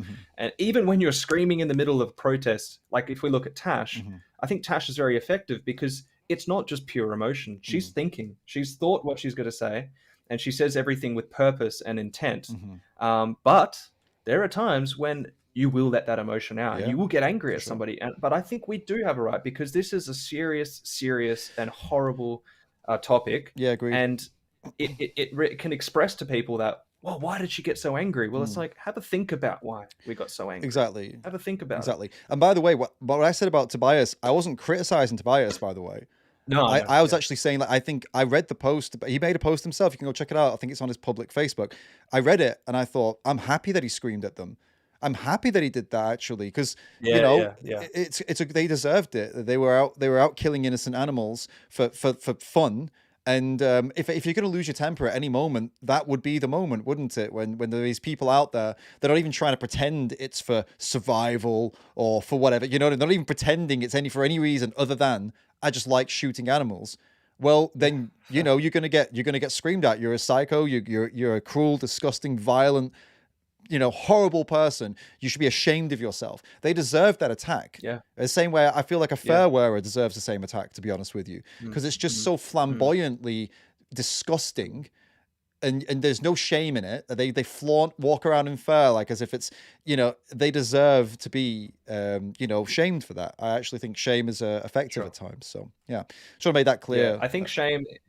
Yeah, and I think if someone is knowingly taking part in animal cruelty, animal abuse, whatever it is, any of those industries, and they know exactly what they're paid for. They've watched the slaughterhouse footage. They're not ignorant to it anymore, but they just still willingly pay for it. I think that's a really good point to actually. Well, I'm going to shame you for that. That is actually abhorrent and extremely horrible, and you're a bad person if you continue on like that, because most people are ignorant to it, and it's not until they're exposed to it that the truth comes out. No, for sure, for sure. There's a time and place. I think there's a time and place, and there are levels to this, for sure. I think, for example, your average person buying a McDonald's probably you're gonna give them more of a shot, because they've had just, so much indoctrination into thinking that they have to eat meat to be healthy and stuff like that, right? So you can't fully blame them for the, being hit by all that indoctrination, which is why we give them a lot more time, don't we? Whereas a fair wearer, there's no indoctrination here. You just saw the expensive item and thought, oh, that's an animal's dead body, I want to wear it. So you might give them a little bit of a shot. You might say, hey, you know what you're wearing? I've done this myself. I said, you know what that is, right? And I've had people go, yeah. And I'm like, let me just make sure. Like, that's a coyote fur, right, on the hood of this Canada Goose jacket. Did you know that when you bought it? Yeah. And if they say no, I'll give them a shot. Like, okay, well, listen, you should look into it. It's really, if they say, yeah, I knew when I bought it, then I'm like, well, you're a piece of shit. You're a scumbag and you should be ashamed of yourself. You know what I mean? Like, because at Yeah, that moment, what else is there exactly. to be said, right? You did it for, Yeah, you've made it clear that I know exactly what I'm buying and paying for here. yeah, I know what I'm responsible right, for, and so tell them the truth. Yeah. right. And just for any activists out there, I think trial and error with this kind of stuff is part of it. You have to continuously critique yourself, and this is why I think filming yourself as an activist or getting somebody to film you is so important, Mm, because then over time, like Tash and myself, like our activism isn't just perfect. Like there's so many things that we're like, oh yeah, I don't know how I feel about that, or that wasn't too good today, or maybe we could do this differently, mm. because it's just we're learning. We're No, learning. for sure, Activism man. is not easy. It's a difficult thing, For sure, and you're man. never going to be perfect. For sure, man. Yeah, I totally agree. We've got more comments, by the way, but I don't know how long were you planning on? Just so I know we didn't actually say before how long you could hang out for. Man, I'm not fussed. All right. I'm enjoying All it. right, sweet. Well, you can let me know when you want to tap out. Sure. All right, sweet. All right, let's go check out another comment. This comment opened up a surprisingly. These trolls are opening up some very nice conversations. Thanks, trolls. All right. Yeah, thank you. 2,600 likes. Vegans think cows can just unhamburger if they refuse to eat them. Okay, so this is somebody thinking that But we think it reverses the killing. Yeah. no, well, I actually think that this is, so you hear this argument like, well, they're already Yeah. dead. That's what I think this is. They're It is. already It dead. is. Yeah. So, and really, this is just simple. It comes back to supply and demand. Yes, the animal you're buying has already been killed, but when you pay for it and you take it off the shelf, they have to replace it. The supply chain goes all the way back, Mm-hmm. or the demand chain, I guess, and they have to supply it, and an animal's head will be chopped off on your behalf. Mm-hmm. But yeah, it's a very common one. You know, they're already dead, so what's the issue? I remember saying that actually. I Mm. remember thinking like, well, they're already actually, because my mum was vegetarian Right. for a lot of my life before going vegan, but she wouldn't eat animals, and I was just like, but they're already dead, mum. It's already on the menu. Right. Like, just who cares? Just one night, you know. So yeah, I can't blame people. Yeah, it is a very common one. Like you said, they don't see the direct result of their purchase. They don't understand that Yeah, whenever you spend money on anything, you vote. That's how you should see it, right? Your money is your yeah, vote. So when you vote for it's a meat, vote. you vote for violence and more violence. So yeah, the Yeah, animal's already dead, but you voted for another animal to be killed when you bought it because you told that yeah, company, that's right. oh yeah, this is great. Yeah, okay, they want more, we'll give them more, and then so that's how it goes. Mm. Yeah, I mean, this might makes more sense in a world where imagine all the farms have shut, all the slaughterhouses have shut, the last shipment of steaks has been delivered to the supermarket. Then this would make sense. Then it would be okay. Well, they're already dead, Yes. so then okay. Well, in that case, yeah, because if that's the end and this is the last piece of meat that's ever going to be sold, then yes, the animal is already dead, and your money will not go to another animal dying. Right? In that specific Yeah. circumstance, it would make sense. But Sure. you Sure. know, and that, I was Yeah. going to say that won't happen, but actually, one day I hope that will be the case. That actually the last animal I hope products will so. hit the supermarkets and I imagine they'd be quite expensive at that Yeah. point. People like spending like millions just to Yeah. get, a pint of milk or something because it's going to be replaced. I don't know. Now Yeah. Just wealthy. Yeah. that's actually a silly concept. I don't think that would ever happen. I think what would more likely happen is the lab-based stuff will just replace everything. I think that's more likely to I happen. really think that. Yeah. I think that's going to be the catalyst in the near future, when plant-based meat, like actual lab-grown meat, Yeah. not plant-based meat, actual lab-grown meat, reaches the same price, same convenience. It's everywhere. Yep. That is going to be a massive catalyst, I think. Yeah, no, for sure, for sure. They're already doing lab-based Yeah. for pet food as well. So I mean, it's already Ah. in the next 5 to 10 years. It's going to be very interesting for sure, for sure. It's funny how people are more willing to give like they would be more willing to give the lab meat to their to their dog, but not eat it Yeah. themselves. It's okay for them, but not for me. Yeah, I know. Yeah, well, this will be an interesting thing for vegans because technically, okay, let's imagine pet food does come first and it's lab done pet food and no animal's been involved in it whatsoever. It was just they just use the DNA string or whatever they use, and so it technically is vegan. And that comes Mm. along, it would be vegan to eat dog food at that point then. Like, Yeah, maybe you'll, that's right. yeah, Exactly. maybe some people, some vegans who have never gotten over some kind of craving they've had since going vegan, but they're really against animal abuse. So they're like, I've really craved meat for so long, but and because of my memories or whatever, but I'm so against animal abuse, I never went for it. And now this lab meat dog food comes along and they're like, oh yeah. Now I get what you're saying. Just You just see them in the dog pantry. just down there sharing a Mum, what bowl. are you doing? Sharing a bowl with the dog, you know, like, oh yeah, it's time. On all fours. They're growling at each other. You know, I was talking to the guys at Omnipet, they do vegan dog food, plant-based dog food, and because it is plant-based dog kibble, and also they do a wet version of it. I asked him, the guy, I said, have you eaten it? Have you tried it? And he was like, yeah, tried it. How is it? Yeah, so humans can eat it, yeah. I mean, Yeah, I've looked at the yeah. ingredients. It looks fine to me. Yeah, It's yeah. like a bunch of pretty good looking stuff. Yeah. I don't know how it would taste. I should He go he try it said that tonight. it was Bit of dessert. he said it was all right. He said it was pretty bland, surprisingly.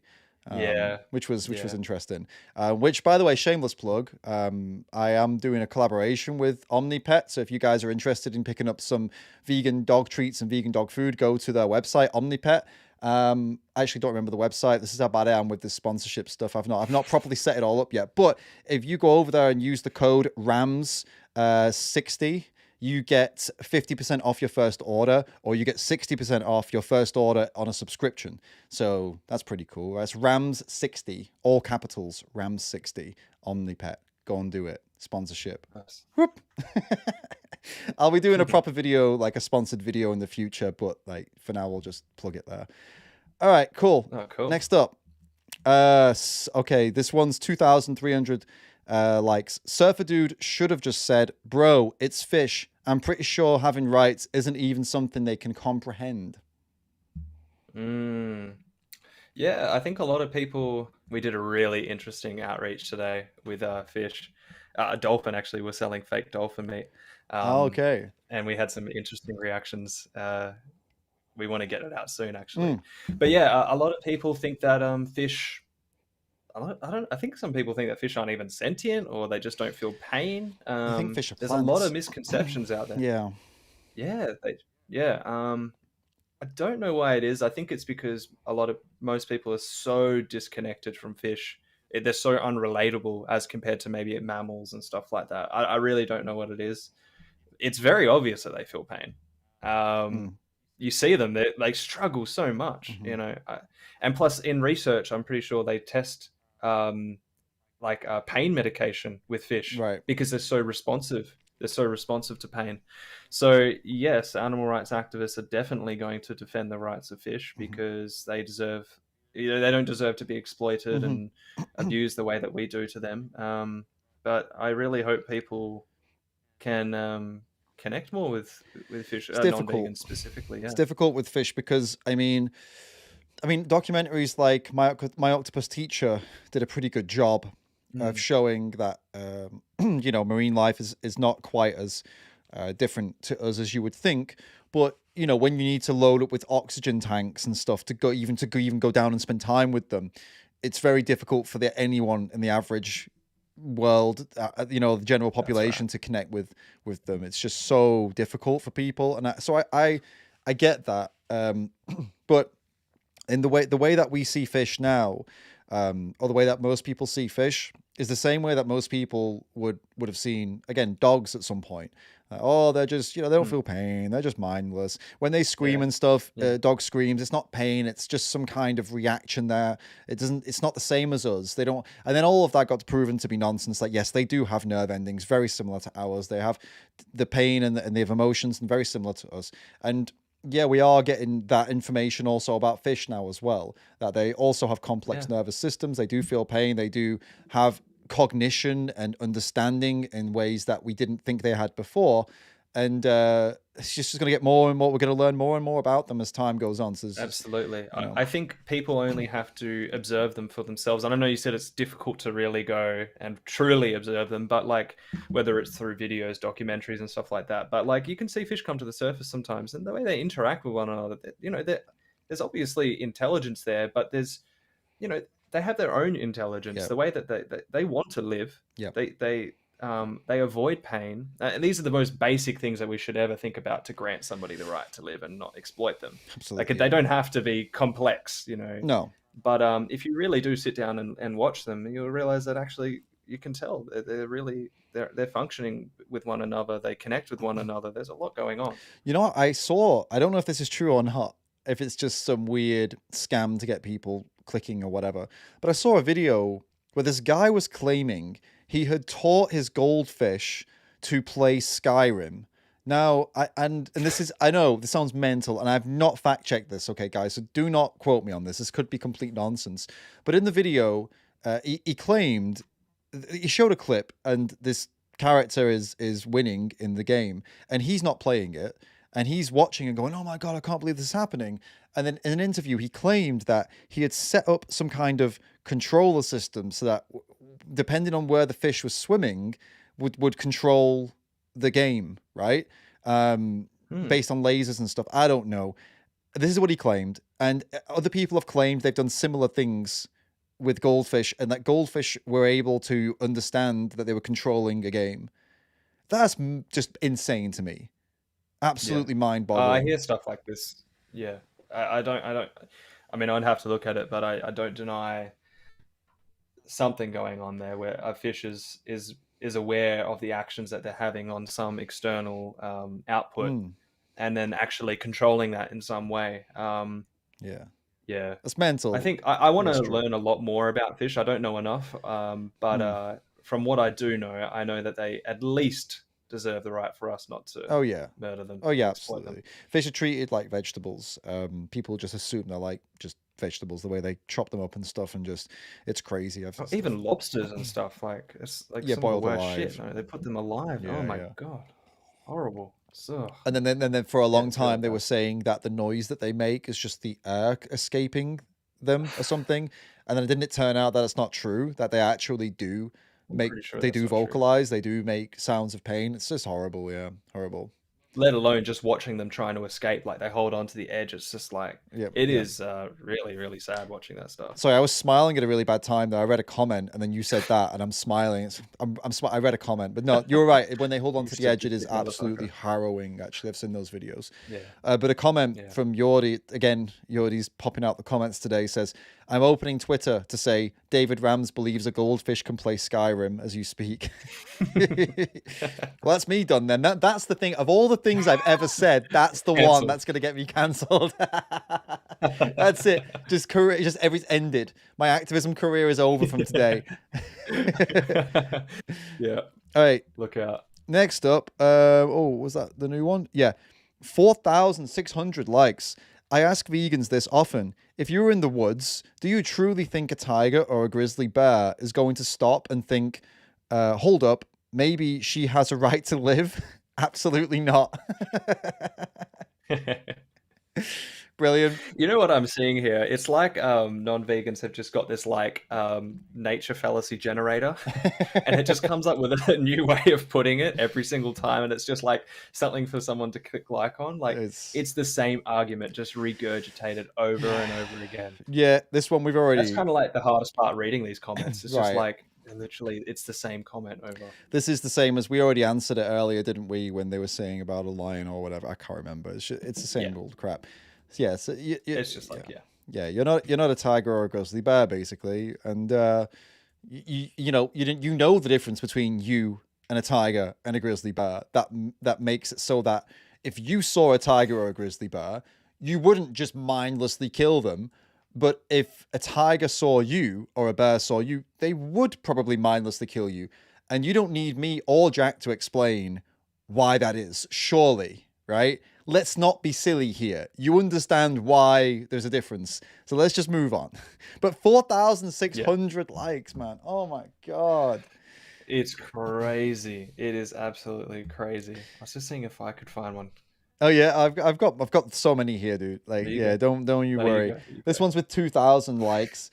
Being vegan isn't the problem. Consistently talking about being vegan and throwing it at others in an attempt to make them feel wrong about what they eat is the problem. which I guess we kind of covered that ground already, didn't we? Come to think, you are right. They are repeating themselves a little bit here. Yeah, around in Yeah, circles. that's what you said earlier about. We said that you can. The only way you can feel bad is if there's a reason to feel bad. Like, we can't force you to feel bad. That's So it's right. pretty much that. I'll just skip this one then. Yeah. Oh, we're back to the beginning. No, that's it. That's all of them. Wow, we went through all the biggest comments I could find. Brilliant. Nice. Really, yeah. Well, we can move on to onto something else now. I can start asking you Cool. some questions then instead.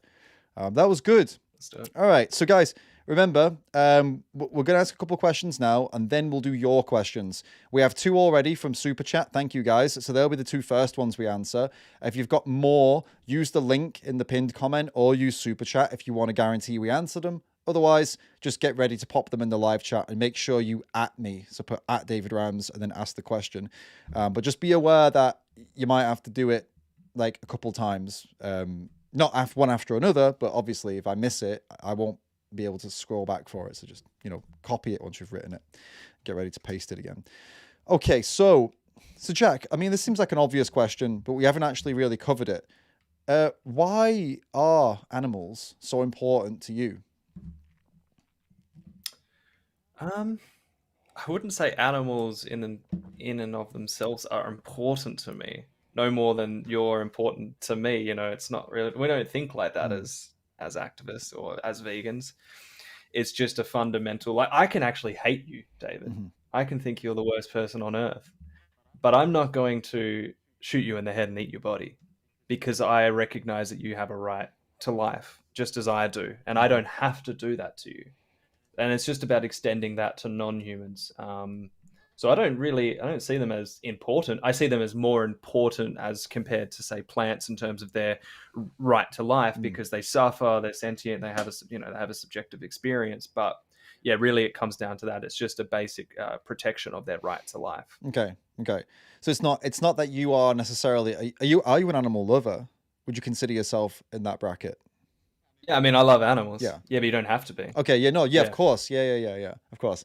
And for you, but for you, it's not just a pure cold hard logic thing. There is absolutely an emotional drive that keeps you fighting for them, right?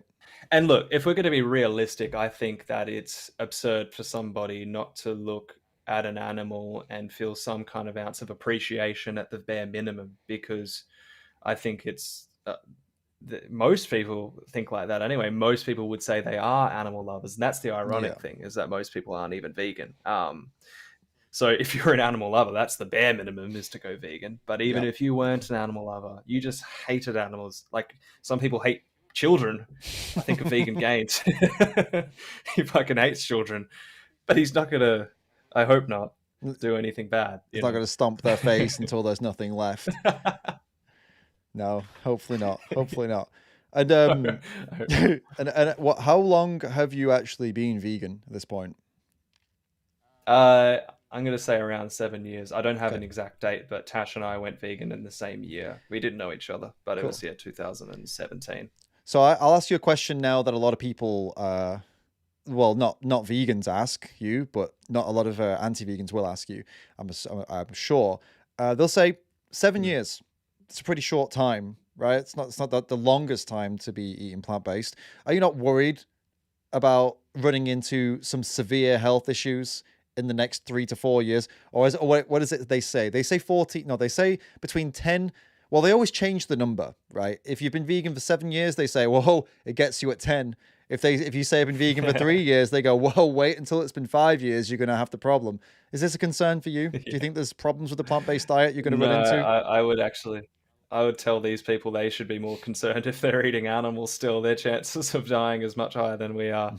But yeah, no concerns here. I'm actually thriving. I'm feeling better than ever. I remember when I actually transitioned towards veganism, it was the best I felt. But even 7 years later, it's just the same. And I mean, look, if you're going to be truly diplomatic here, you look at the evidence, and you're looking at top performing athletes. There's just no difference when you're comparing somebody eating a healthy omnivorous diet and a healthy, fully plant-based diet. You're just not going to see any difference. So I'm not going to lie. I never lie to people and say, oh, you're going to be so much healthier. Well, to be honest, if they're eating a shit diet and then they transition to a whole food plant-based diet, well, then you will be healthier. Right. But if some people aren't. That's why veganism isn't about health at the end of the day. It's just about getting the bare minimum nutrients, maintain your health, and just let animals live essentially. For sure. But but just keep it simple. Better than ever. For sure, man. That's sweet. Yeah, you can be. I mean, I always tell people this is true. You can be as healthy as you would like to be, right? Eating plant-based. So you can be the same as you are right now, or you could be more unhealthy than you are right now. This is a choice you make. If you want to eat crap food, if you want to go from eating some kind of whole food, non-processed, relatively healthy omnivorous diet to a junk food vegan plant-based diet, you're probably going to run into some issues that you maybe didn't have before. You could run into some issues you didn't have before, right? Let's be honest here. We're not. This is something that bugs me, and I don't think you do this. But some vegans like to say that the like eating an omnivorous diet is by definition unhealthy, which is it's not true, because you could a person could have. I mean, it's ethics that's the problem. But if you take ethics away, imagine if meat, it was lab meat. Imagine if it was lab meat, right? If someone just ate lab meat once a month, they're not going to be unhealthy. Whereas if they ate it and ate all these other lab-based but still animal products multiple times a day, all day, every day, processed, then they'll be unhealthy, right? So the important note to have here is that you can be, like I said, just to circle back around, you can be as healthy as you'd like to be, eating plant-based, as healthy as you are right now, or healthier. That's your choice. Yeah. I think I remember seeing a statistic or some type of evidence to support. Actually, it might have been Simon Hill. Do you know Simon Hill? Yes. Yeah. So I think he put some evidence out there showing that if somebody is 85% plant-based versus somebody that's 100% plant-based, you're not going to see any notable differences in health outcomes and longevity. Right. Whilst eating more plants is most definitely healthier, and everyone can agree on that. Right. Eating 100% versus 85%, not a significant difference. Right. And then this is why, it bugs me that a lot of vegans will ride on that and try to say this is one of the many reasons to go vegan. And it's like, well, it's not, because that 25% difference. Okay, well, that would make a lot of people very happy. Well, okay, I still get to eat animal products, great. But no, it's not about that. It's about the fact that it's completely wrong and unethical and so violent. These animal products are products of violence. That's why to eat 100% plant-based, not because it could be better for health. That's a terrible reason to do it. And it's also fickle. People don't stick to diets. They quit diets all the time, right? But if it means life or death, they're far less likely to change back, right? If it's a life or death thing. And you only have to replace this with like humans in the animals' positions, and it sounds horrible. It's just like, let's stop abusing and exploiting and murdering humans because you'll feel so much better. You'll have such better health. I did a video on that where it was like, don't kick a dog, okay, because that dog might bite you and that will be bad for your health. It's like so stupid. That is not the reason to not kick a dog, right? Come off it. It's a secondary reason at best. It definitely factors I think there's some vegans. I think there's some vegans out there that do believe that, but they still want to come with the health argument because they think that that's kind of like a prize for non-vegans. It's like, well, if you come to us, you'll be so much better for it. It's all about you. There's so much to gain from this, and it's like. There is a lot to gain, but that's still, I don't think that's the way to go about it, because you're giving a lot of false hope. And most people don't give a shit about their health. They don't. They don't. If someone goes vegan for their health on the weekend, they might want to go out and get drunk and not give a shit about their health and then eat an animal. Or a couple beers down and no one cares about their health, do they? I saw a post from ASAP, Allied Scholars for Animal Protection, Dr. Faraz Harsini's group, and they were doing outreach, and someone was saying, they'd asked, why don't you go vegan? And they'd say, this girl said, I care about my health. She was outside of a Pizza Hut holding a bloody cup of soda. And it's like, when you've just come out of Pizza Hut and you've got a thing of soda and you're like, yeah, it's health. Oh, come on, man. Who are you trying to trick here? I totally agree with you. People really don't value their health until they lose it. But even when they lose it, they still don't value it. You see people get heart transplants and they go right back to smoking, drinking, and eating crap. It's so, even when they lose it, they don't value it. That's right. All right. So it's very fickle, as you said. Yeah, exactly. So you said 7 years. And what was it that made you make the change? Um, yeah, so for me, it was a bit of a transition. Like to go right back, I remember seeing footage from Earthlings when I was about 10 years old, Right. just like clips of it online Mm. on Facebook or whatever it was. So it's just slaughterhouse footage. And I remember being like, that is horrible. I remember feeling distraught after that for Mm. days after, just like it was just on my mind. And but I told myself that I had to, I have to do it. Like this is horrible, but I can't survive without eating animals. So fast forward to around 2016, 2017. Mm. I think it was a year or two before I went vegan. My younger sister did. She was 11 at the time. She went vegan at 11, Right. and she convinced my mum to go vegan. And it wasn't for a year after that that I started to kind of like transition. I was like, okay, look, I remember the day I went off red meat. So I wasn't I was doing it for animals, Mm. but I wasn't truly making the animal rights connection. Like I went off cows first, like any type of red meat. Then I went off chicken. Then I cut out dairy and eggs. Right. And then that's when I was actually vegan. Right. Had I done it now with the knowledge I have now, I would have went vegan overnight. Yeah. But Yeah. You did. I just think you just don't know these things. No, of course. Yeah. No, I understand. Yeah. It's all, hindsight, right? Once we got all the information, but I could have done it like very quickly, and I would have been inspired to do it a lot That's right. quicker. Oh, and wait, how old are you now? Yeah.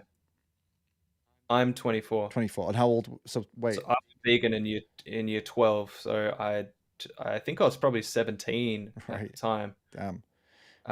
Which was interesting. Going vegan at high school, especially when you're like seen as like the most like athletic guy. You know, you don't really cop any shit from anybody, and then you go vegan, and then you get these people like trying to bring in jokes and Right. take the Oh piss out yeah, I of you in forgot. subtle You were ways. like a jock, weren't you? I remember talking about this. You were Jock. one of these like popular assholes, weren't you? Totally forgot we Yes, did. I definitely. forgot we discussed all that actually. Yeah, yeah. I resent you for that. I had You were the kid I picked I on. had yeah, yeah. Well, for most of we told them we went through this, but for most of my school, and it was the opposite until the last 2 years of my school, and then all of a sudden, I don't know what happened. I guess if I was try to explain it, I got taller, so I was much taller than Taller. before. I was one of the tallest people then, and I was always into metal, and all of a sudden that was cool. Mm. It was lame all these years, and then all of a sudden, everyone's like, "New metal's awesome," like Linkin Park and all this stuff. And I was into that stuff for years, so all of a sudden it was like, "Oh, yeah, you're cool, great." And I had the two best years ever, but yeah, up until that point, it sucked. So you were There you go. always Yeah, I popular, actually were you? no. I guess like I always had like kind of leadership characteristics that Sure. I couldn't like it was just in me. Like when I got to high school, I actually felt so unsettled. Some of the worst period of my life was actually going into year 8 in high school Hmm. because I just felt like a fish out of water. Yeah. I just felt so uncomfortable. But then it didn't take long until I met people and I kind of got into the right crowd. Mm. And I don't know. I think there's always just been something in me that I have to kind of like um, like be the team. Actually, I say the team leader. I hate being in teams. I'd rather be by myself. I'd rather hide away in my room. Right. But then there's another part of me that I have to kind of get out there. So maybe that's kind of played into my activism as well. I'm very similar to Tash in that way. Fair enough. So you were vegan from 17 then, which is that's pretty Yeah, it's man. pretty crazy, man. It's pretty crazy. And so did you? But Yeah, you said did you cop shit, or was it more playful shit from your friends? playful, Yeah. man. Playful. Like to be honest, I loved it. I loved it because like I was this like only example. I felt like I was the only vegan other than my sister, Mm. and I don't really know of anybody else. I was like the only other vegan in high school, Right. and because I was fit and really healthy, I played that up, Right. like Right. to like my basketball coach and stuff like that. And we went to like the US, and I was the only person traveling US on the basketball team Mm. eating vegan, and I was just like trying to be like this shining example. This was Nice. before being an activist, I was Mhm. not even really talking about animal rights back then. Right. Right. I was just trying to be like that. Yeah. So I loved it for that reason. Nice, man. Nice. Yeah, I was born veggie, as you know, so I had the whole everything, primary school, high school, everything as the Yeah. weird veggie, which actually, yeah, I'm thinking about it. It was probably a lot different to the world you grew up in, because mine was like, Yeah. we're talking, I'm 35 this year, so this was way before. your time, right? Where vegetarianism was Yeah, yeah, fucking weird.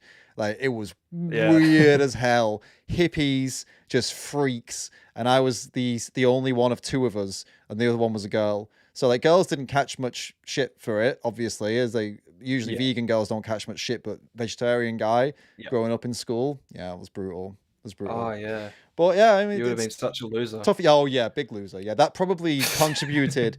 There was multiple things that contributed to my terrible beginning in high school. But as I say, it turned around in the end, so it's all right. I didn't get too That's all traumatized. that matters. Didn't get too traumatized from it. But yeah, totally tough. It's tough um, for people. I mean, I guess now it's still tough for anybody young growing up in school with being a vegan for sure. Even though it's I hear a lot of stories. yeah. But to be honest, it's majorly different. Like even when I went vegan 2017, that was kind of like Mm, the big beginning of like this kind of golden era for veganism and vegan products and stuff like that. It was like things just took off. Like, um, so I kind of came in at the right time, I think. Like, but man. even since then, we've seen massive improvements. I say Yeah. golden era. I'm not. I'm just Yeah. meaning that in terms of No, like I the get you. I get industry. you. Yeah. It freaks me out. It Um, freaks me out that in 2017 you were going vegan in high school as a 17-year-old, when in 2017 I had just started doing activism. I just started my social media, and I just started Anonymous for the Voiceless. It just kind of like creeps me out a little bit that just how older I'm getting. You know what I mean? That people like you are around and exist now freaks me out. It's just gonna get worse and it's worse. honestly, it seriously feels like a few years ago for me. Like when I think back to just being in high school, it doesn't seem longer. I mean, Right. I think a lot of people say this anyway. No matter how old you get, it doesn't seem that long ago I because it don't goes know, so man. You're yeah. quickly. For me, I think like It does seem long it ago. does. Yeah, yeah, yeah. Man, I feel like I was a child then, but you probably don't feel that way yet. But just yeah, you'll see, man. I think in another like wait, how old did you say you were now again? 20, 24. 24. In another 10 years, it'll feel like you were a baby in high school. Well, it's interesting because if I were to show you a photo of myself in year 12, I look identical. Like I don't even look that different. Well, that's the Seriously, plant-based I went diet. through puberty so early. Yeah. Oh, what you mean? You looked. Oh, okay, I get it. So you got a beard and I stuff. was the same size and everything. I could have easily Oh, grown a beard back then. Yeah, like even damn. in like year So 10. that's why you Yeah. were so popular and good at sports. You hit the No, but the thing genetic is, when I jackpot. first, well, kind of, yeah, I Yeah. was actually really athletic because of that. But even in year 8, I was sitting in like the year 8, on my first day in the year 8 area, and people like, man, this is actually for year 8s. The year 10s are over there. I was just like, it's Yeah. a compliment, but also you're like, I just want to fit in. Yeah, man. We had one guy like that who was about oh, he was like 6'3" in year 9 or something, and he just had a massive his beard was just there, and it was like, how is this guy? He was just really hairy and like it was man. It was like, how is this guy even our age? This is insane. Like I feel like we've been swindled here. I Yeah, feel like he's actually not. I don't know. It's crazy. Yeah, it's weird how it works that, but yeah, no, cool. Good for you, man. yeah. Good for you that you won the genetic lottery. Well done. Cheers, man.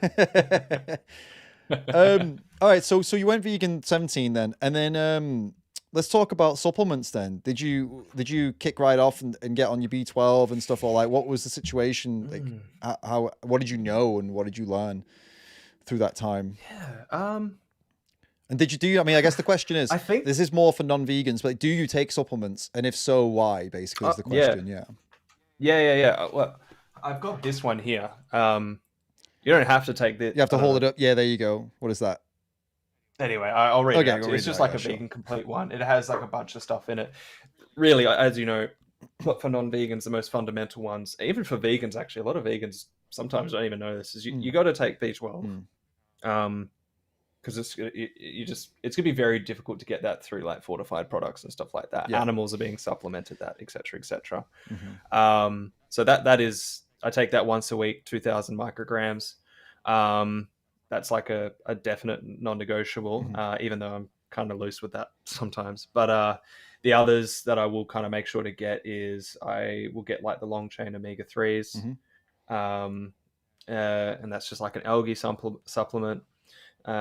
Selenium, that's another one.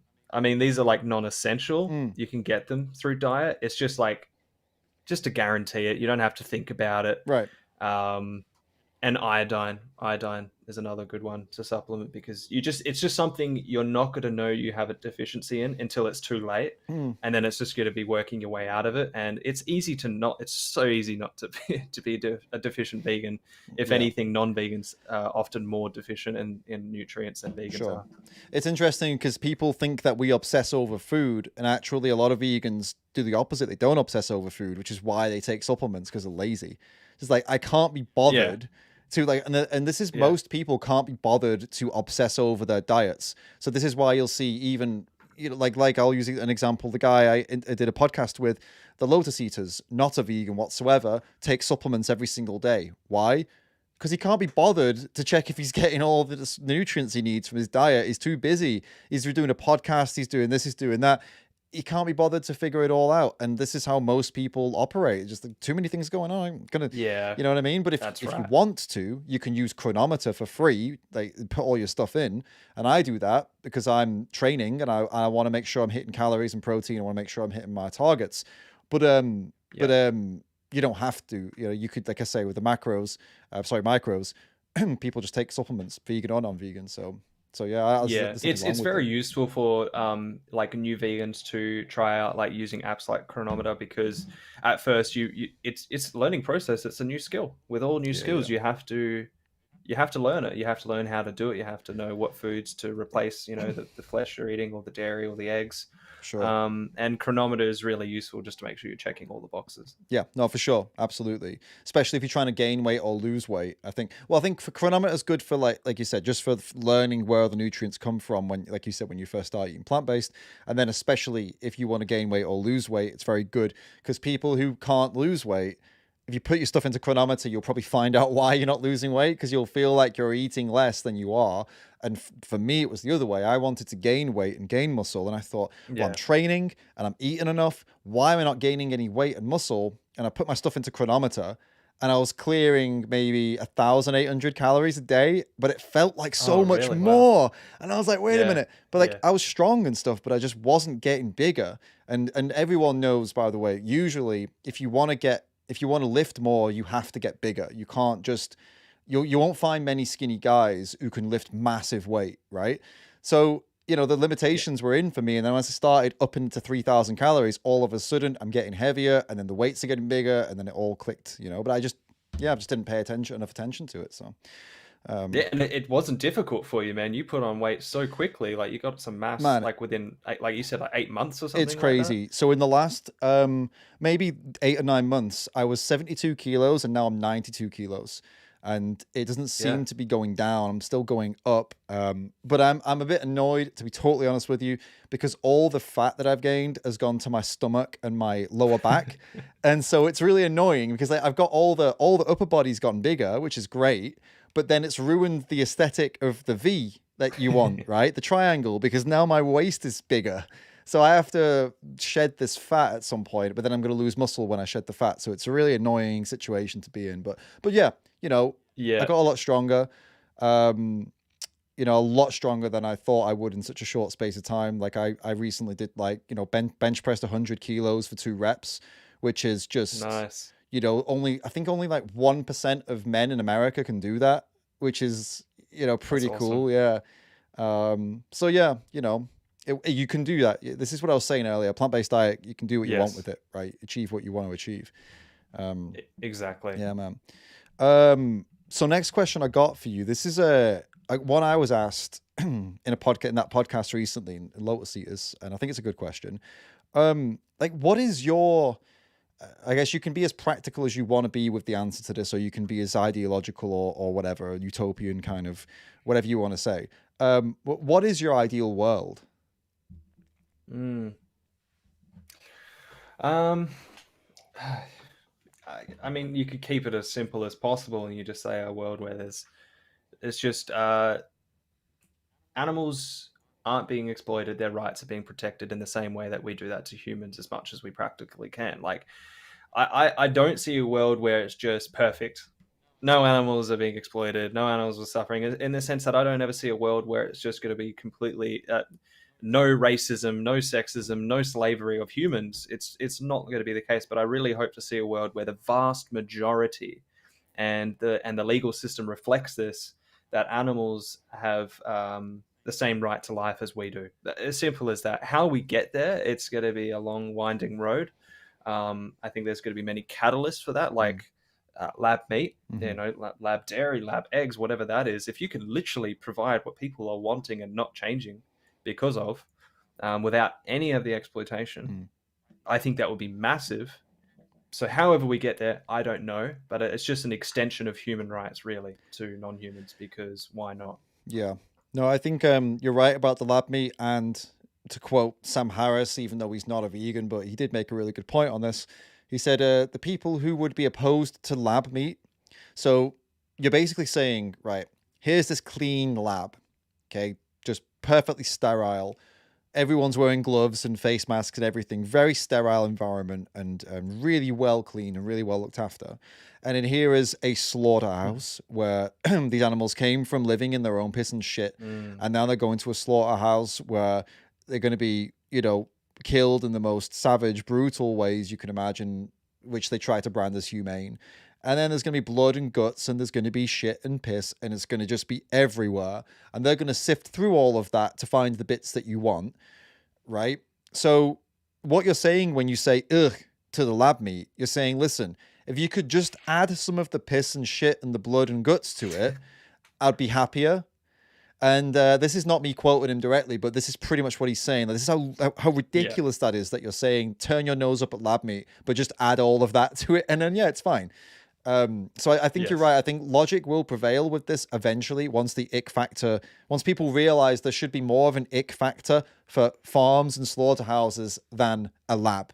Then we'll have a big Yes. a big moment there, I think, for sure.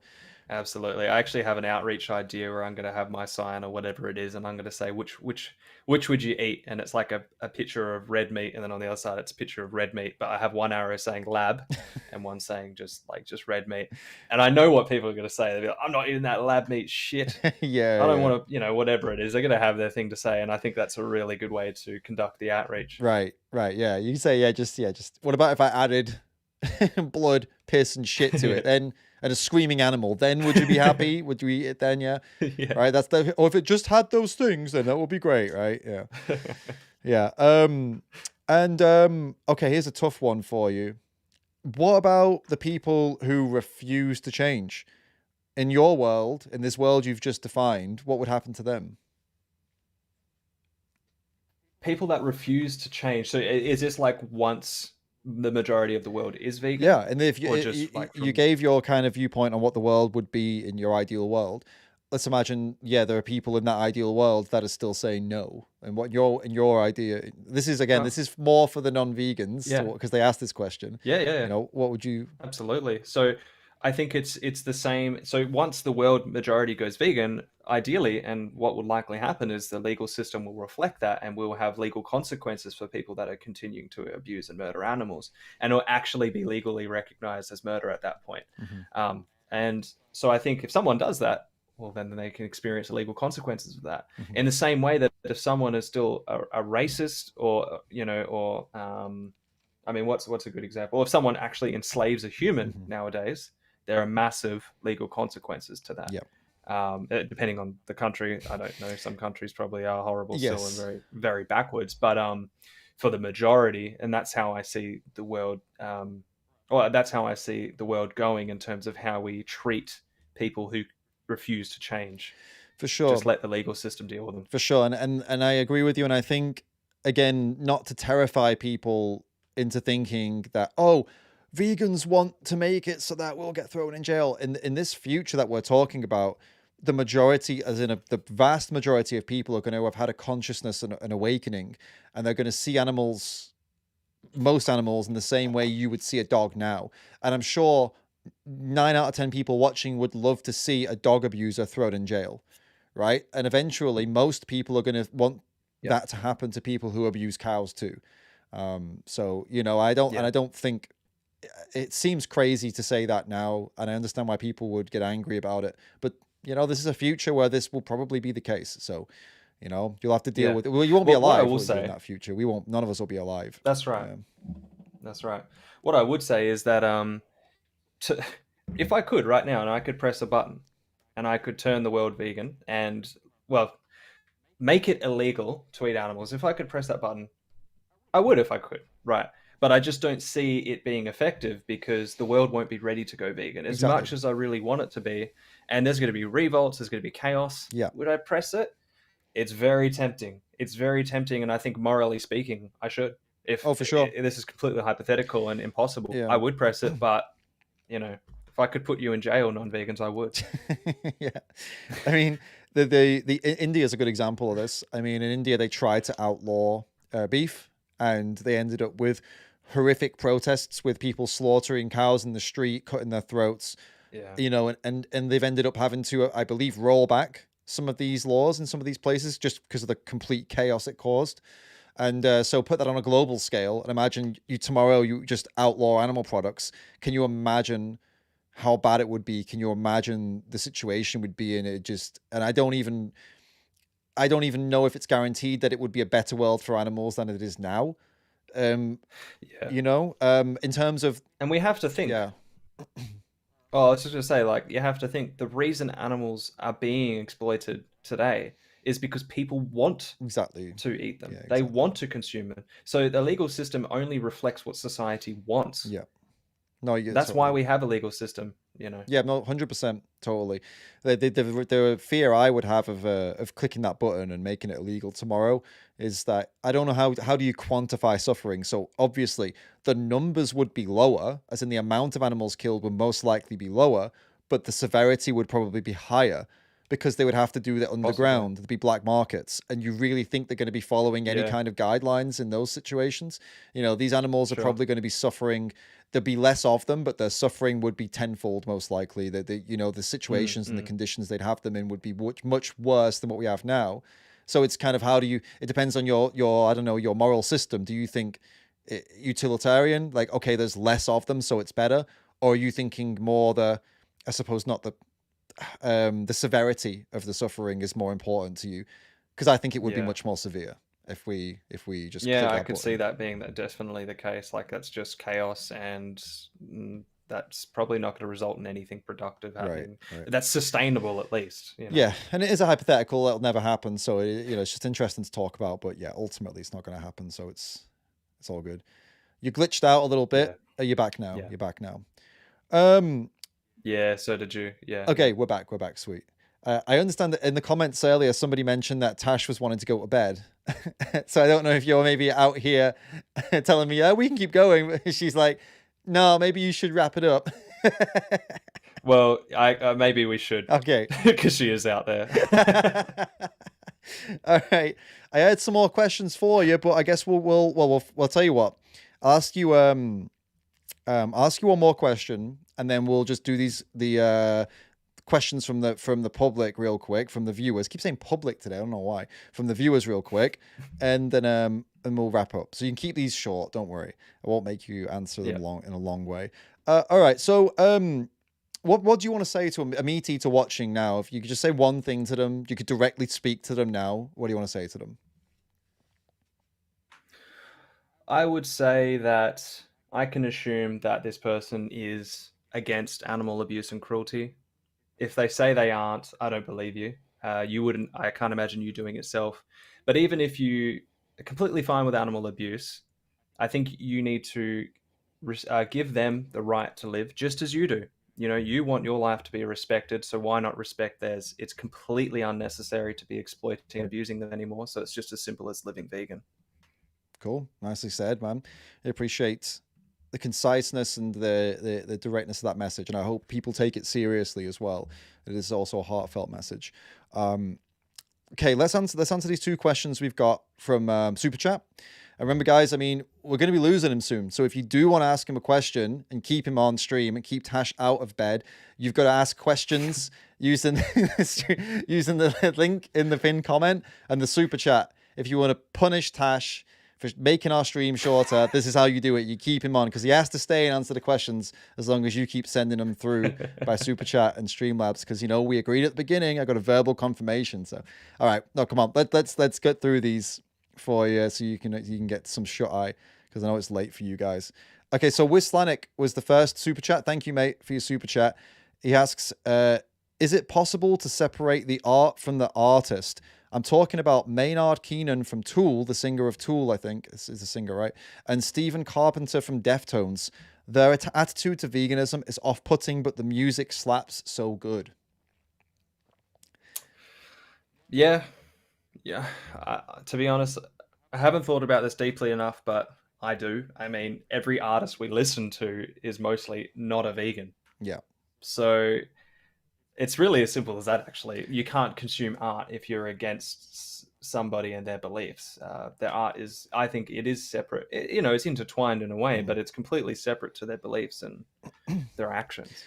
Yeah, I gotta admit, it can be difficult at times. The singer for Stained recently went and did Stained, I don't know, probably way before I'm not sure. Your years. Yeah, they were huge at one point, but I think you would have been like 9 maybe. So which is, again, freaks me out. But yeah, they were like anyway, so the singer went and killed a load of coyotes and then used their dead bodies to spell out Trump 2024. And it's difficult to see that and then listen to Stain because like Stain for me brings back memories and nostalgia, but now I'm like, oh dude, it's difficult. You're a scumbag, you know? Yeah. Yeah, look, I completely understand. Like, again, it's like, yeah, if I knew that, I wouldn't be comfortable listening. Like, after you hear all these allegations coming out against like Michael Jackson and stuff like that, it's the same thoughts go through your brain. But the songs are so good. But yeah, again, so, did you see the Andrew Schultz, the comedian? Did you see his bit on that? No, I can't remember if I have. He said when he found out about Michael Jackson and apparently what he did to those kids, he was like, I don't think he touched enough kids for me to not listen to his music.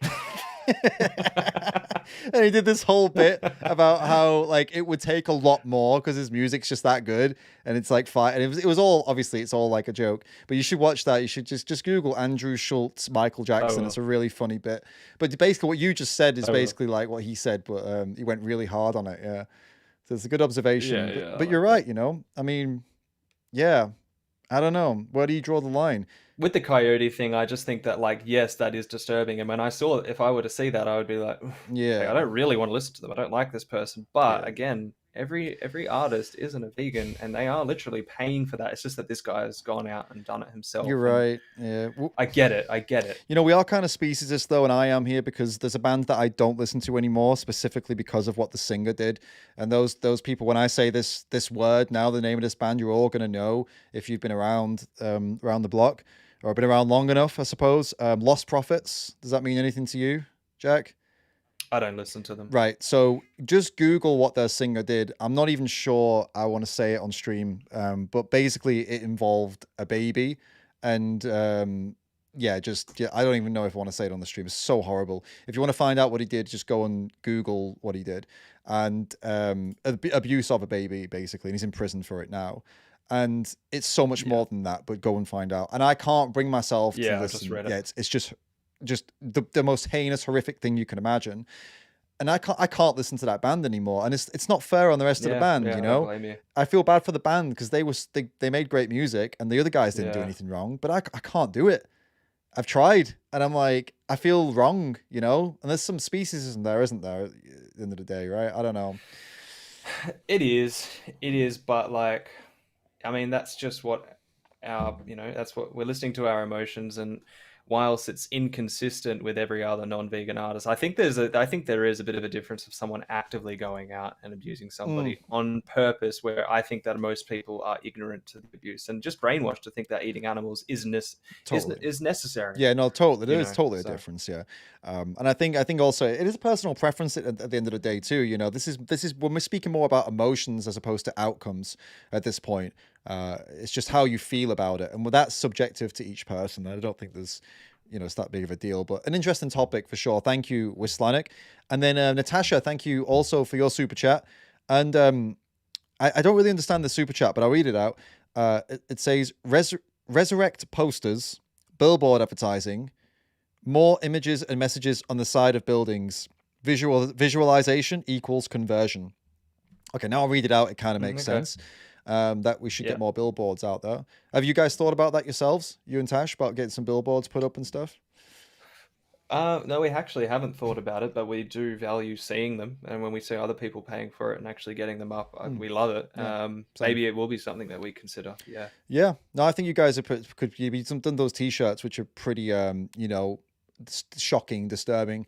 I Yeah. doubt you'd get that up on a billboard, though. I don't think they'd let it happen in this Holocaust. Yeah. Oh, yeah, with the Holocaust Yeah, on there. I know probably doubt Peter that. did it some time ago, but it went really bad. They had to take them all down, and it was Really? they call it was called Ah. the Holocaust on your plate, and it just went as badly as you could ever imagine. Just did not go down in Ah. any good way whatsoever. Shit. I didn't even know about that one. People still quote it as like one of the worst things they ever did. So, yeah. Interesting. Who knows though? Who knows I'll if it do was it. good or not? Right? You can't go by outrage as to whether something worked or didn't work. But yeah. Well, it's memorable, man. It's going to stick in people's minds. It's like we use the word Holocaust, and yes, they're going to be like, "Oh, Peter, they're fucking crazy," but Yeah. they're going to say that regardless. And I think that again, don't attack the messenger there. Like, why did they use that word? Yeah. Yeah, look, yeah, no. To be honest, I think it's important to use the right terminology. No, And for sure. whilst some people would argue it's not completely effective, I do see the point in doing that kind of stuff. To be honest with you, I think with the current state of affairs in the world, I don't think people would be that bothered about using the word anymore because right now they like a lot of people hate Jews, so maybe they'd be totally fine with it now. But I'm just being real that I don't think people would care that much at this point. Like a lot of people are really, it's pretty. Well, it's high time now. Let's get some billboards out there. Yeah, it's probably. I mean, it's been pretty. Just to be completely honest, it's been pretty crazy how people have gone from like Jews have gone from being like a very protected class of society that you couldn't even use the word Holocaust around to being that people are just outright just completely anti them in just like a couple of weeks. So it's crazy. Like we were criticized for so long for making these comparisons because like, and then now people are saying stuff that is 100 times worse than anything we ever said about animal rights and stuff. That's right. Yeah, the Carnism Debunked did a great video about this, by the way. If you want to check that out, he's just posted it yesterday. Oh yeah, I'll take Very it. interesting take on it. Yeah. Yeah, cool. All right, man. Sweet. Well, it's been great to have you here. Guys can find you Jack Higgs. It's Jack Higgs 269, right? On That's it. YouTube and On everything. Instagram. Cool. Instagram, yeah. Well, down in the comments, we'll have the link to your page as well. It's been great to have you here, mate. I think you're a big inspiration for sure for many vegans out there and also many meat eaters out there. And despite all the trolls you get, I think I've seen the outcomes of what you do, and you do get a lot of positive messages, which we didn't have time to go through today. But I know you know you're making a difference. You see the impact, and these trolls help you, right, at the end of the day. So Absolutely. I appreciate that, You're man. I really enjoyed being on and talking. you're a vegan with 10 million trolls, but the trolls help, so it's all good. Yeah, again, thanks for coming on, mate. Oh, for sure. Thanks for having me, man. And I'll say bye to everybody else too. I totally forgot. It's not just me and you. Thank you, everybody, also for coming. Thank you, everybody else, also for coming. This has been very, very fun. You guys have been getting in the chat, saying lots of interesting stuff, lots of debate, lots of fun. It's been great. Thank you for the guys who super chatted. Thank you for Annie for doing the moderations. And we'll see Thank you. you. We'll see you all in the next one. See you in a bit. See you then.